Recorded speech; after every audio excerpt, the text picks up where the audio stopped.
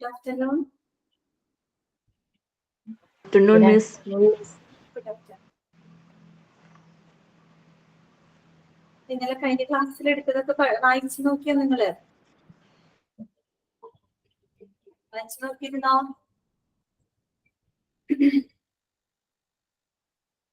എന്താണ് ആരും ഒരു റിപ്ലൈ ഒന്നും തരാത്തത്? ഭക്ഷണം കഴിച്ചില്ല എല്ലാവരും? ഊണൊക്കെ കഴിച്ചോ?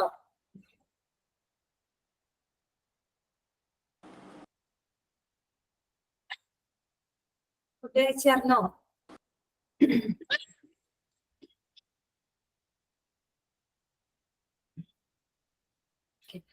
അപ്പൊ നമുക്ക് ഇന്നത്തെ ക്ലാസ് സ്റ്റാർട്ട് ചെയ്യാം കേട്ടോ. കഴിഞ്ഞ ക്ലാസ്സില് നമ്മള് പറഞ്ഞിരുന്നത് എന്തായിരുന്നു? എന്തൊക്കെ കാര്യങ്ങളാണ് നമ്മൾ പറഞ്ഞിരുന്നത്? ഒന്ന് ജസ്റ്റ് ഒന്ന് വായിച്ചു നോക്കി. കഴിഞ്ഞ ക്ലാസ്സിൽ എടുത്ത ഭാഗങ്ങളൊന്ന് വായിച്ചു നോക്കി.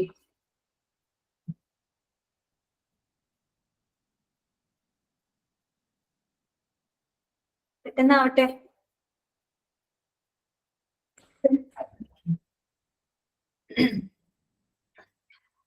നമ്മള് പോളിസീസ് ആൻഡ് പ്രൊസീജിയേഴ്സ് വരെ അതിൽ ആദ്യത്തെ 3 പ്രൊസീജിയർ വരെയാണ് നമ്മൾ പറഞ്ഞു നിർത്തിയിരുന്നത് അല്ലെ. 4ാമത്തെ പ്രൊസീജിയർ നമുക്ക് പറയാനായിട്ട് സമയം കിട്ടിയില്ലായിരുന്നു. അപ്പോ ഞാൻ ചോദിക്കട്ടെ, സന്ധ്യ ഉണ്ടോ? സന്ധ്യ രതീഷ്? സന്ധ്യ രതീഷ് ഇല്ല. ഫാത്തിമയുണ്ടോ? ഫാത്തിമ സഹദ്? ഫാത്തിമ എന്താണ് ആരും പറയാത്തെ? 62 പേരോളം നമ്മുടെ ക്ലാസ്സിൽ ജോയിൻ ചെയ്തിട്ടുണ്ട്. സുനി ഉണ്ടോ? സുനി ഒന്ന് പറഞ്ഞേ. പോളിസീസ് ആൻഡ് പ്രൊസീജിയറിലെ ആദ്യത്തെ 1ാമത്തെ പ്രൊസീജിയർ. ഹലോ മാം, ഞാൻ ഇന്നലത്തെ ലൈവ് സെക്ഷൻ കേട്ടിട്ടില്ല. അപ്പൊ റെക്കോർഡ് സെക്ഷൻ ഇപ്പൊ ഇട്ടിട്ടില്ലല്ലോ, അതിന് കാണണം. ഇന്നലെ ഒരു മരണം ഉണ്ടായിട്ട് അവിടെ പോയിട്ടേനുള്ള, അതുകൊണ്ടാ. ഓക്കെ ഓക്കെ, ശരി, സോറി. കുഴപ്പമില്ല. സുനിയുണ്ടോ? ഇല്ല. അഫ്സയുണ്ടോ? ഉണ്ട് മിസ്. അവിടെ ഒന്ന് പറയാമോ? നമ്മള് പോളിസി ആൻഡ് പ്രൊസീജിയറിലെ ആദ്യത്തെ പോളിസി എന്തായിരുന്നു എന്ന് പറയാമോ? Sample labelling and documentation. അതിനകത്ത് എന്തായിരുന്നു പറഞ്ഞത്? നമ്മള് അറ്റ്ലീസ്റ്റ് ഒരു യൂണീക്ക് ഐഡന്റിഫയർ കൊടുക്കണം. അതിനകത്ത് ഏജും നെയിമും കൊടുക്കണം. പിന്നെ നമ്മൾ ഒരു ബാർകോഡ് റീഡർ സ്പെസിമാനായിട്ട് ലേബൽ ചെയ്യണം. പിന്നെ ഒരു മാനുവൽ എറർ, കുറഞ്ഞതെങ്കിലും ഒരു മാനുവൽ എറേഴ്സ് ഓപ്ഷൻ കൊടുക്കണം. മാനുവൽ എറർ എന്ന് വെച്ച് കഴിഞ്ഞാൽ നമ്മള് ബാർകോഡ് യൂസ് ചെയ്തിട്ട് ലാബൽ ചെയ്യുകയാണെങ്കിൽ മാനുവലി ആയിട്ട് ഉണ്ടാകുന്ന ഒരുപാട് എററുകൾ കുറയ്ക്കും അല്ലേ? ഓക്കെ. പിന്നെ ലേബൽ എററിനകത്ത് ലേബൽ അതിനകത്ത് ഇൻക്ലൂഡ് ചെയ്തത് നെയിമും ഏജും ജെൻഡറും ആണ് പേഷ്യൻസിന്റെ. പിന്നെ പേഷ്യൻസിന്റെ ID, പിന്നെ ടെസ്റ്റ് എന്ത് ടെസ്റ്റിന്റെ ആണെന്നുള്ളതിന്റെ കൊടുക്കണം. പിന്നെ ഡേറ്റ് ആൻഡ് ടൈം കളക്ട് ചെയ്യണം. Very good. കറക്റ്റ് ആണ്. Okay madam. ഒരാളൊന്നും പറഞ്ഞേ. ഞാനാ ഉള്ളത്. ഷംസിയ ഉണ്ടോ? ഷംസിയ അല്ലെ? ഷംസിയ ഉണ്ടോ? ഓള് 2ാമത്തെ പ്രൊസീജിയർ ഒന്ന് പറയാമോ? റിക്വസിഷൻ ഫോം അല്ലെങ്കിൽ ടെസ്റ്റ് റിക്വസ്റ്റ് ഫോം ആണ് 2ാമത്തത്. അത് ഡോക്ടേഴ്സോ അല്ലെങ്കിൽ ഹെൽത്ത് വർക്കേഴ്സ് ആണ് ഈ റിക്വസിഷൻ ഫോം ഫില്ല് ചെയ്യുന്നത്. അതില് ഈ രോഗിക്ക് എന്ത് ടെസ്റ്റ് ആണ് ചെയ്യേണ്ടതെന്നുള്ള കാര്യമായിരിക്കും അതിൽ ഡോക്ടർ മെൻഷൻ ചെയ്യുക. അതുപോലെ തന്നെ ഡോക്ടേഴ്സിന്റെ ഐഡന്റിറ്റിയും കാര്യങ്ങളും ആ ഫോമിൽ ഉണ്ടാവും. പിന്നെ ഉള്ളത് പേഷ്യന്റിന്റെ ഐഡന്റിറ്റി, പേഷ്യന്റിന്റെ ഏജ്, ലൊക്കേഷൻ എവിടെയാണ്, പിന്നെ date, time of specimen collection, source of sample, അതൊക്കെ ഈ കാര്യങ്ങളൊക്കെ ആയിരിക്കും പിന്നെ ആ ഫോമിൽ ഉണ്ടായിരിക്കുന്നത്. കറക്റ്റ് ആണ് കേട്ടോ. Very good Shamsiya. അപ്പൊ നമ്മള് ഞാൻ ഓൾ മ്യൂട്ട് ചെയ്യട്ടെ കേട്ടോ. നമുക്ക് ഇന്നത്തെ ക്ലാസ് കണ്ടിന്യൂ ചെയ്യാം. ഓൾ മ്യൂട്ട് കൊടുക്കാണ്. ക്ലാസ്സിൽ എല്ലാവരും ശ്രദ്ധിക്കുക കേട്ടോ. ഏതെങ്കിലും കാരണവശാല് ക്ലാസ്സിൽ കയറാൻ സാധിക്കാത്തവരുണ്ടെങ്കിൽ അവര് റെക്കോർഡഡ് ക്ലാസ് കാണണം കേട്ടോ. നിങ്ങളുടെ ഒരുപാട് തിരക്കുകൾ നിങ്ങൾക്ക് ഉണ്ടായിരിക്കും. ടൈം മാനേജ്മെന്റിന്റെ ഇഷ്യൂസ് ഒക്കെ ഉണ്ടായിരിക്കും. ഇടയ്ക്കൊരു അവധികളൊക്കെ വരുന്നുണ്ട് അല്ലെ? ആ സമയത്ത് നിങ്ങൾ കുറച്ചു നേരം നമ്മൾ വായിക്കാനായിട്ട് സമയം കണ്ടെത്തണം കേട്ടോ. അത് മാത്രമല്ല വായിച്ചില്ല എന്നുണ്ടെങ്കിൽ പിന്നെ അത് മറന്നു പോകും നിങ്ങൾ കേട്ടാ. നിങ്ങൾക്ക് തന്നെ ബർഡൻ വരും. അതുകൊണ്ടാണ് പറഞ്ഞത്. ഓക്കെ, അപ്പൊ ഞാൻ ഓൾ മ്യൂട്ട് ചെയ്തേ കേട്ടാ. ഹലോ മിസ്സേ. ആ പറഞ്ഞോ. എനിക്ക് തിങ്കളാഴ്ച എനിക്ക് ക്ലാസ് അറ്റൻഡ് ചെയ്യാൻ പറ്റിയിട്ടുണ്ടായിരുന്നില്ല. ആ പക്ഷെ റെക്കോർഡഡ് ക്ലാസ് ഇപ്പോഴും വന്നിട്ടില്ല. റെക്കോർഡഡ് ക്ലാസ് അല്പ സമയം മുമ്പ് വന്നിരുന്നു കേട്ടോ. ഒന്ന് ആണോ? ആ ഓക്കെ ഇപ്പൊ വന്നിട്ടുണ്ട് മിസ്. ഇപ്പൊ വന്നായിരുന്നു. വന്നു. ഓക്കെ. ഞാനൊരു 10 മണി വരെ ട്രൈ ചെയ്തായിരുന്നു, കിട്ടിയിട്ടുണ്ടായില്ല. ആ കുഴപ്പമില്ല, ഇപ്പൊ വന്നിട്ടുണ്ട് കേട്ടോ. ഓക്കെ മിസ്സേ, താങ്ക് യു. കണ്ടാ മതി. ഓക്കെ ശരി കേട്ടോ, ഞാൻ ഓൾ മ്യൂട്ട് ചെയ്യട്ടെ.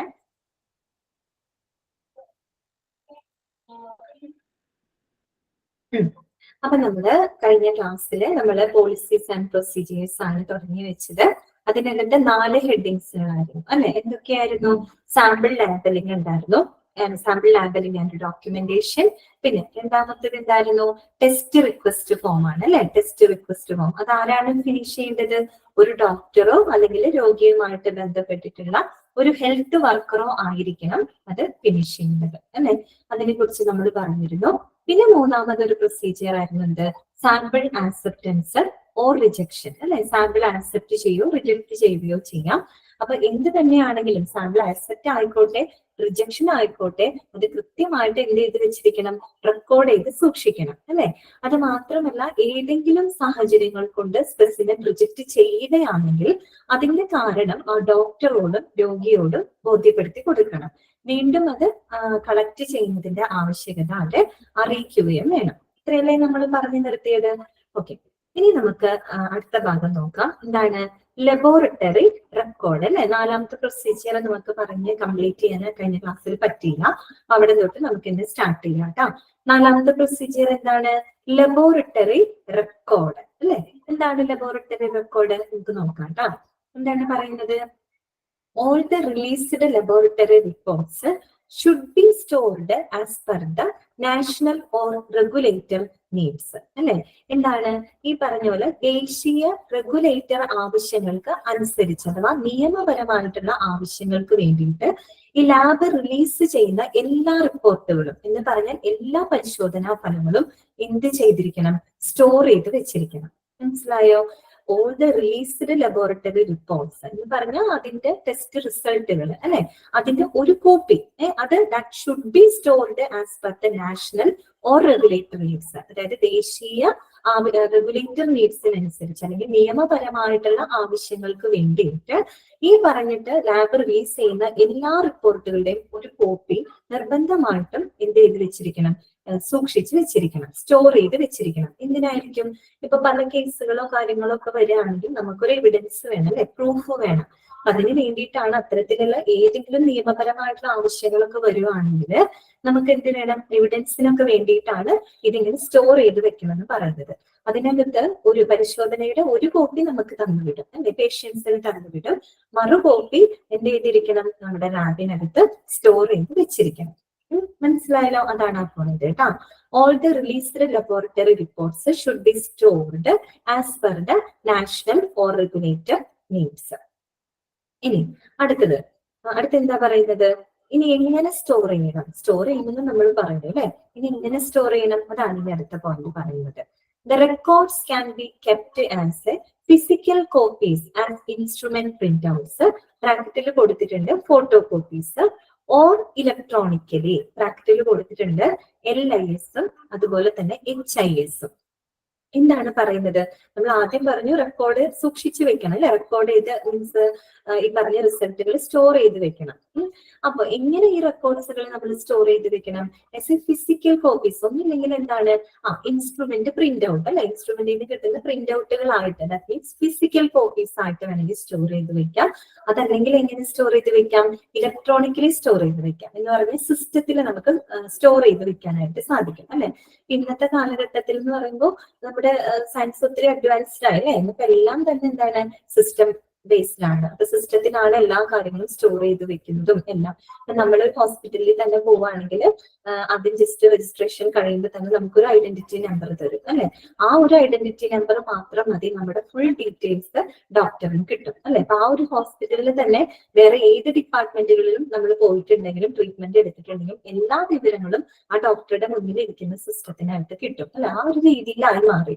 ഇന്ന് ഇപ്പൊ എല്ലാ കാര്യങ്ങളും സ്റ്റോർ ചെയ്യാനായിട്ട് ഏറ്റവും കൺവീനിയന്റ് ആയിട്ടുള്ളത് ഏതായിരിക്കും? ഇലക്ട്രോണിക്കലി അല്ലെ സ്റ്റോർ ചെയ്ത് വെക്കുന്നതായിരിക്കും ഏറ്റവും കൺവീനിയന്റ് ആയിട്ടുള്ളത്. പണ്ടത്തെ ഒരു കാലഘട്ടം എന്ന് പറയുമ്പോൾ ഇതൊന്നും ഇല്ലല്ലോ. ഇതൊക്കെ സൂക്ഷിച്ചു വെക്കാന്ന് പറയുമ്പോൾ കുറച്ച് ബുദ്ധിമുട്ടുള്ള കാര്യമാണ്. ഇന്നിപ്പോ അങ്ങനത്തെ പ്രശ്നങ്ങളൊന്നുമില്ല. അപ്പൊ ഇലക്ട്രോണിക്കലി സ്റ്റോർ ചെയ്ത് വെക്കാം. ബ്രാക്കറ്റിൽ എന്താ പറയുന്നത്? LIS or HIS. അപ്പൊ ഒന്ന് നോട്ട് ചെയ്ത് വെക്കണം കേട്ടോ, എഴുതി വെച്ചോളൂ.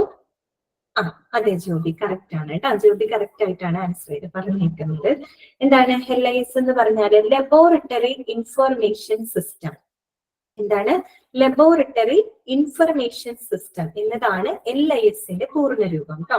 ലബോറട്ടറി ഇൻഫർമേഷൻ സിസ്റ്റം അഥവാ ലബോറട്ടറി ഇൻഫർമേഷൻ മാനേജ്മെന്റ് സിസ്റ്റം അങ്ങനെയും പറയാം കേട്ടോ. നോട്ട് ചെയ്ത് വെച്ചോ നിങ്ങള്, എഴുതി വെക്കണം കേട്ടോ. LIS എന്ന് പറഞ്ഞാല് ലബോറട്ടറി ഇൻഫർമേഷൻ സിസ്റ്റം അഥവാ ലബോറട്ടറി ഇൻഫർമേഷൻ മാനേജ്മെന്റ് സിസ്റ്റം. എന്താണ് LIS എന്ന് പറഞ്ഞാല്? ശരിക്കും എന്താണ് LIS എന്നൊന്നും നിങ്ങളോട് ചോദിക്കില്ല കേട്ടോ. LISന്റെ ഫുൾ ഫോം നിങ്ങൾ പഠിച്ചു വെച്ചിരിക്കണം. അതായത് LIS എന്ന് പറയുന്നത് ഒരു ഹെൽത്ത് കെയർ എന്താ പറയുക സോഫ്റ്റ്വെയർ സിസ്റ്റം ആണ്. എന്ന് പറഞ്ഞാല് ഈ ഒരു രോഗിയുമായിട്ട് ബന്ധപ്പെട്ടുള്ള ലാബുമായിട്ട് ബന്ധപ്പെട്ടിട്ടുള്ള എല്ലാ പരിശോധനകളും അതുപോലെ പ്രവർത്തനങ്ങളും അതുമായിട്ട് ബന്ധപ്പെട്ട രോഗിയുടെ എല്ലാ വിവരങ്ങളും സ്റ്റോർ ചെയ്യാനും അതുപോലെ തന്നെ മാനേജ് ചെയ്യാനൊക്കെ ആയിട്ട് സഹായിക്കുന്ന ഒരു എന്താ പറയുക സോഫ്റ്റ്വെയർ സിസ്റ്റം ആണ് എന്ത്? LIS എന്ന് പറയുന്നത്. ലബോറട്ടറി ഇൻഫർമേഷൻ സിസ്റ്റം ആണ് എന്ന് പറഞ്ഞ ലാബുമായിട്ട് ബന്ധപ്പെട്ടതാണ് കേട്ടോ. ലാബുമായിട്ട് ബന്ധപ്പെട്ട എല്ലാ പരിശോധനകളും അതുപോലെ അവിടെ നടക്കുന്ന ഒബ്സർവേഷൻസ് ഉണ്ടായിരിക്കില്ല. ഓരോ പരിശോധനയിലും പല പല ഒബ്സർവേഷൻസ് ആയിരിക്കും അവർക്ക് കിട്ടുന്നുണ്ടാവുക. അങ്ങനെയുള്ള കാര്യങ്ങളും അതൊക്കെ ആയിട്ട് ബന്ധപ്പെട്ട രോഗിയുടെ എല്ലാ ഡാറ്റകളും രോഗിയുടെ എല്ലാ വിവരങ്ങളും സ്റ്റോർ ചെയ്യാനും മാനേജ് ചെയ്യാനായിട്ടൊക്കെ സഹായിക്കുന്ന ഒരു സോഫ്റ്റ്വെയർ സിസ്റ്റം ആണ് എന്തെന്ന് പറയുന്നത്? LIS എന്ന് പറയുന്നത്. മനസ്സിലായല്ലോ? പിന്നെ അടുത്തത് എന്താണ്? HIS അല്ലെ. HIS എന്ന് പറഞ്ഞാൽ എന്താണ്? Health information system. എന്താണ് അതിനകത്ത്? ഹെൽത്ത് കേട്ടോ. ഹെൽത്ത് ആണ്. ഹെൽത്ത് ഇൻഫർമേഷൻ സിസ്റ്റം അഥവാ ഹോസ്പിറ്റൽ ഇൻഫർമേഷൻ സിസ്റ്റം എന്നും പറയാറുണ്ട് കേട്ടോ. നോട്ട് ചെയ്ത് വെക്കണം കേട്ടോ. എന്താണ് HIS എന്ന് പറഞ്ഞാല്? ഹെൽത്ത് ഇൻഫർമേഷൻ സിസ്റ്റം അഥവാ ഹോസ്പിറ്റൽ ഇൻഫർമേഷൻ സിസ്റ്റം എന്നും പറയാറുണ്ട്. അതും എന്ത് തന്നെയാണ്? HIS എന്ന് പറഞ്ഞാലും എന്ത് തന്നെയാണ്? ഒരു സോഫ്റ്റ്വെയർ സിസ്റ്റം ആണ്. അതെന്ന് പറഞ്ഞാല് കുറച്ചും കൂടെ ഒരു കോംപ്രിഹെൻസീവ് ആയിട്ടുള്ള സോഫ്റ്റ്വെയർ സിസ്റ്റം ആണ്. എന്ന് വെച്ചാൽ കുറച്ചുകൂടി സമഗ്രമായിട്ടുള്ള രീതിയിലുള്ള ഒരു സോഫ്റ്റ്വെയർ സിസ്റ്റം ആണ്. അതെന്തിനാണ് എന്തുമായിട്ടാണ് ഡീൽ ചെയ്യുന്നത്? അത് all aspects of patient care, അതായത് പേഷ്യന്റിന്റെ പരിചരണവുമായിട്ട് ബന്ധപ്പെട്ട എല്ലാ ആസ്പെക്റ്റുകളെയും എല്ലാ വശങ്ങളെയും സ്റ്റോർ ചെയ്യാനും മാനേജ് ചെയ്യാനൊക്കെ ആയിട്ട് സഹായിക്കുന്ന ഒരു സോഫ്റ്റ്വെയർ സൊല്യൂഷൻ ആണ് HIS എന്ന് പറയുന്നത്. ഇപ്പൊ രോഗിയുമായിട്ട് ബന്ധപ്പെട്ട എല്ലാ വിവരങ്ങളെന്നും പറഞ്ഞു അല്ലെ, എല്ലാ വശങ്ങളെന്ന് പറഞ്ഞിട്ട് എന്തൊക്കെയായിരിക്കും? അവരുടെ അപ്പോയിന്റ്മെന്റ്സ് ഷെഡ്യൂൾ ചെയ്യുക, അതുപോലെ തന്നെ അവർക്ക് കൊടുക്കുന്ന മെഡിക്കേഷൻസ് കറക്റ്റ് ആയിട്ട് ട്രാക്ക് ചെയ്യുക, പിന്നെ ബില്ലിങ്, പിന്നെ എന്താ പറയുക മെഡിക്കൽ ഇൻഷുറൻസ്, അങ്ങനെ ഒരു രോഗിയുടെ പരിചരണവുമായിട്ട് ബന്ധപ്പെട്ട എല്ലാ വശങ്ങളും കേട്ടോ, എല്ലാ വശങ്ങളെയും എന്താ പറയാ സ്റ്റോർ ചെയ്യാനും മാനേജ് ചെയ്യാനായിട്ടൊക്കെ സഹായിക്കുന്ന ഒരു സോഫ്റ്റ്വെയർ സിസ്റ്റമാണ് HIS എന്ന് പറയുന്നത്. LIS എന്തായിരുന്നു? Laboratory information system. ലാബുമായിട്ട് ബന്ധപ്പെട്ട പരിശോധനകളുടെ എന്താണ് വിവരങ്ങളൊക്കെ സ്റ്റോർ ചെയ്യാനായിട്ട് സഹായിക്കുന്ന സോഫ്റ്റ്വെയർ സിസ്റ്റം. ക്ലിയർ ആയെന്ന് വിചാരിക്കുന്നു കേട്ടോ. ക്ലിയർ ആണല്ലോ? ഓക്കെ. നമ്മൾ പറഞ്ഞു പോയിട്ട് എന്താണ്? The reports can be kept as a physical copies as instrument printouts or electronically. അപ്പൊ രണ്ട് രീതിയിൽ നമുക്ക് സ്റ്റോർ ചെയ്ത് വെക്കാം. അല്ലെങ്കിൽ നമുക്ക് പ്രിന്റ് ഔട്ട് ആയിട്ട് ദാറ്റ് മീൻസ് ഫിസിക്കൽ കോപ്പീസ് ആയിട്ട് സ്റ്റോർ ചെയ്ത് വെക്കാം. അതല്ലാന്നുണ്ടെങ്കിൽ നമുക്ക് ഇലക്ട്രോണിക്കലി ദാറ്റ് മീൻസ് LIS-ഉം HIS-ഉം ഒക്കെ ആയിട്ട് നമുക്ക് സ്റ്റോർ ചെയ്ത് വെക്കാനായിട്ട് സാധിക്കും. അതാണ് കുറച്ചും കൂടെ കൺവീനിയന്റ് ആയിട്ടുള്ളത്. അത് മാത്രമല്ല ഇന്നിപ്പോ ഒരുവിധം എല്ലാ ഹോസ്പിറ്റലുകളിലും ഈ ഒരു രീതിയിലുള്ള ഒരു സ്റ്റോറിംഗ് ആണ് നടന്നുകൊണ്ടിരിക്കുന്നത്. ഇനി മൂന്നാമത്തെ കാര്യം എന്താ പറയുന്നത്? ഇപ്പൊ പറഞ്ഞ LIS-നെ കുറിച്ചാണ് അവരോട് പറയുന്നത്. യൂസ് ഓഫ് LIS അഥവാ laboratory information system or laboratory information management system enables a laboratory to track the specimens from receipt, processing, testing and reporting to storage. എന്താണ് പറയുന്നത്? ഒരു LIS ഉപയോഗിക്കുന്നതുകൊണ്ടുള്ള ഗുണം എന്താ? എന്ത് ബെനിഫിറ്റ് ആണുള്ളത്? ഈ LIS ഉപയോഗിക്കുന്നതിലൂടെ ലാബിന് എന്തൊക്കെ ഗുണങ്ങളുണ്ട്? ലാബിനെ സംബന്ധിച്ച് അവരുടെ ഓരോ സ്പെസിമെൻസിനും കറക്റ്റ് ആയിട്ട് ട്രാക്ക് ചെയ്യാനായിട്ട് ഈ LIS സിസ്റ്റം ലാബിനെ സഹായിക്കുന്നുണ്ട്. ഇത്തരത്തിലുള്ള സോഫ്റ്റ്വെയർ സഹായിക്കുന്നുണ്ട്. എന്ന് പറഞ്ഞാൽ ആ ഒരു സ്പെസിമെൻ കളക്ട് ചെയ്യുന്നത് തുടങ്ങി, അതാണ് റെസിപ്റ്റ് എന്ന് പറയുന്നത്, സ്വീകരിച്ച് റെസിപ്റ്റ് കൊടുക്കുന്നത് തുടങ്ങിയുള്ള കാര്യങ്ങൾ അല്ലെ, അവിടെ നിന്ന് തുടങ്ങി വിവിധ പ്രോസസ്സിംഗ് നടപടിക്രമങ്ങൾ, എന്തൊക്കെ ടെസ്റ്റുകൾ കാര്യങ്ങളൊക്കെ ചെയ്യുന്നുണ്ട്, അതുപോലെ പരിശോധനകൾ, അവസാനം അതിന്റെ ആ റിസൾട്ട് അഥവാ റിപ്പോർട്ട് ഒരു റിലീസ് ചെയ്യുന്നത് വരെയുള്ള എല്ലാ പ്രവർത്തനങ്ങളെയും കറക്റ്റ് ആയിട്ട് ട്രാക്ക് ചെയ്യാൻ വേണ്ടിയിട്ട് എന്ത് സഹായിക്കുന്നുണ്ട്? ഈ പറഞ്ഞ LIS സിസ്റ്റം സഹായിക്കുന്നുണ്ട്. ആര് സഹായിക്കുന്നുണ്ട്? ലാബിനെ സഹായിക്കുന്നുണ്ട്. മനസ്സിലായല്ലോ? Use of LIS system enables the laboratory to track the specimens from receipt, processing, testing and reporting to storage. Clear ആയല്ലോ? ഇത്രയും കാര്യങ്ങളാണ് നമ്മൾ ലബോറട്ടറി റെക്കോർഡിനകത്ത് പറഞ്ഞിരിക്കുന്നത്. അല്ലെ, എല്ലാ റെക്കോർഡ്സുകളും നമ്മൾ നാഷണൽ ആവശ്യങ്ങൾക്കനുസരിച്ച് തന്നെ, അല്ലെങ്കിൽ അതിന് ആ ഒരു റെഗുലേറ്ററിന് മീൻസ് നാഷണൽ റെഗുലേറ്ററി നീഡ്സ് പ്രകാരം തന്നെ സ്റ്റോർ ചെയ്ത് വെക്കണം. പിന്നെ മാത്രമല്ല, എങ്ങനെ സ്റ്റോർ ചെയ്ത് വെക്കണം എന്നുണ്ടെങ്കിൽ ഫിസിക്കൽ കോപ്പീസ് ആയിട്ട് സ്റ്റോർ ചെയ്ത് വെക്കാം, അതല്ലെന്നുണ്ടെങ്കിൽ ഇലക്ട്രോണിക്കിനെ നമുക്ക് സ്റ്റോർ ചെയ്ത് വെക്കാം. എന്നിട്ട് നമ്മൾ പറഞ്ഞു LIS വെച്ചേഴ്സും പറഞ്ഞു. പിന്നെ നമ്മൾ പറഞ്ഞു LIS ഉപയോഗിക്കുന്നതുകൊണ്ട് ലാബിൽ എന്ത് ഗുണമാണുള്ളത് അല്ലെ, അതായത് ആ സ്പെസിമെൻസിനെ കറക്റ്റ് ആയിട്ട് ട്രാക്ക് ചെയ്യാനായിട്ട് ഈ ഒരു LIS സിസ്റ്റം ഹെൽപ്പ് ചെയ്യുന്നുണ്ട്. ഇനി അടുത്ത ഭാഗം നോക്കിയേ. Laboratory records include but are not limited to the following. നമ്മളിപ്പോ ലബോറട്ടറി റെക്കോർഡ് എന്താണെന്നൊക്കെ ഏകദേശം മനസ്സിലാക്കി. ഇനി ഒരു ലബോറട്ടറി റെക്കോർഡ് എന്ന് പറയുമ്പോൾ അതിനകത്ത് എന്തെല്ലാം കാര്യങ്ങളാണ് ഉൾപ്പെടുന്നത്, എന്തെല്ലാം കാര്യങ്ങൾ അതിനകത്ത് ഇൻക്ലൂഡ് ചെയ്യുന്നുണ്ട് എന്നുള്ള ഒരു ലിസ്റ്റ് ആണ് താഴെ തന്നിരിക്കുന്നത്. പ്രത്യേകം പറയുന്നുണ്ട് but are not limited to the following. താഴെ പറയുന്നതിന് മാത്രം ഒതുങ്ങുന്നതല്ല, കുറച്ചും കൂടെ വിപുലമായിട്ടുണ്ട്. പക്ഷെ നമുക്ക് അത്രയ്ക്കൊന്നും പോട്ടെ, കുറച്ച് ഏതാനും ചില കാര്യങ്ങൾ മാത്രമാണ് ഇവിടെ പറഞ്ഞിരിക്കുന്നത് കേട്ടോ. അതെന്തൊക്കെയാണ് നിങ്ങൾ കൃത്യമായിട്ട് മനസ്സിലാക്കി വെക്കണം.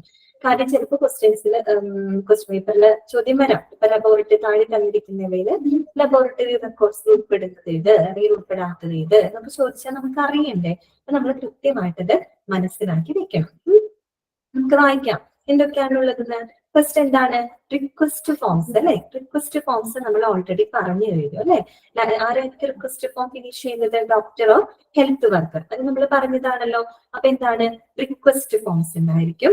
പിന്നെ results and copies of reports. Reports എന്ന് പറഞ്ഞാൽ എന്താണ്? ടെസ്റ്റ് റിസൾട്ടുകളാണ് അല്ലെ. അപ്പൊ ഈ ടെസ്റ്റ് റിസൾട്ടുകളുടെ കോപ്പികൾ നമ്മൾ നേരത്തെ പറഞ്ഞു അല്ലെ. ഒരു കോപ്പി അവർ സ്റ്റോർ ചെയ്ത് വെക്കും, മറ്റൊരു കോപ്പിയാണ് നമുക്ക് തന്നുവിടുന്നത്. അപ്പൊ ആ ഒരു കോപ്പി അവിടെ സ്റ്റോർ ചെയ്ത് വെക്കേണ്ട. അപ്പൊ അതൊക്കെ ഈ ലബോറട്ടറി റെക്കോർഡ്സിൽ ഉൾപ്പെടുന്ന കാര്യമാണ് കേട്ടോ. Results and copies of reports. പിന്നെന്താണ്? Instrument printouts. നേരത്തെ പറഞ്ഞത് തന്നെ പ്രിന്റ് ഔട്ട് ആയിട്ട് നമുക്ക് സൂക്ഷിച്ചു വെക്കാം, ഇൻസ്ട്രുമെന്റ് പ്രിന്റ് ഔട്ട്സ്. പിന്നെന്താ പറയുന്നത്? Laboratory workbooks and worksheets അല്ലെ. Laboratory workbook and worksheets. ഈ ലാബിൽ നടക്കുന്ന എല്ലാവിധ പ്രവർത്തനങ്ങളും, ഡേ ടു ഡേ പ്രവർത്തനങ്ങൾ നടക്കുന്നുണ്ട് അല്ലെ. ദൈനംദിന പ്രവർത്തനങ്ങളെല്ലാം തന്നെ രേഖപ്പെടുത്തി വെക്കുന്ന ബുക്കാണ് വർക്ക് ബുക്ക് എന്ന് പറയുന്നത്. മനസ്സിലായല്ലോ? പിന്നെന്താണ്? വർക്ക് ഷീറ്റുകൾ. വർക്ക് ഷീറ്റ് എന്ന് പറഞ്ഞാലും ഈ പറഞ്ഞ വർക്ക് ബുക്ക് പോലൊക്കെ തന്നെ. അതായത് ആ ഒരു സാമ്പിള് എന്താണ് കളക്ട് ചെയ്യുന്നത് തൊട്ട് അതിന് കറക്റ്റ് ആയിട്ട് എക്സ്പെരിമെന്റ് ചെയ്യുന്നത്, അതായത് എക്സാമിൻ ചെയ്യുന്നത് തൊട്ട് അത് ഒരു ഒബ്സർവേഷനിൽ എത്തുന്നത് വരെ, അതിൽ അല്ലെങ്കിൽ അതിന്റെ ഒരു റിസൾട്ടിലേക്ക് എത്തുന്നത് വരെയുള്ള എല്ലാ കാര്യങ്ങളും എന്ത് ചെയ്ത് വെക്കും? ഒരു റിട്ടേൺ റെക്കോർഡായിട്ട് എഴുതി വെക്കും. അതിനെയാണ് നമ്മൾ വർക്ക് ഷീറ്റ്സ് എന്ന് പറയുന്നത്. അതെന്താണെന്നൊന്നും നിങ്ങളോട് ചോദിക്കില്ല, നിങ്ങൾ എന്തൊക്കെ ഉൾപ്പെടുന്നു എന്നുള്ളത് മനസ്സിലാക്കി വെക്കണം കേട്ടോ. Laboratory workbooks and work sheets അവരുടെ റിസർച്ച് ഡീറ്റെയിൽസും കാര്യങ്ങളും എല്ലാം രേഖപ്പെടുത്തി വെക്കുന്ന ഒരു ബുക്സ് ആണ് കേട്ടോ. ബുക്കും ഷീറ്റ്സ് ഒക്കെയാണിത്. പിന്നെ അടുത്തത് എന്താണ്? Laboratory registers. Laboratory registers.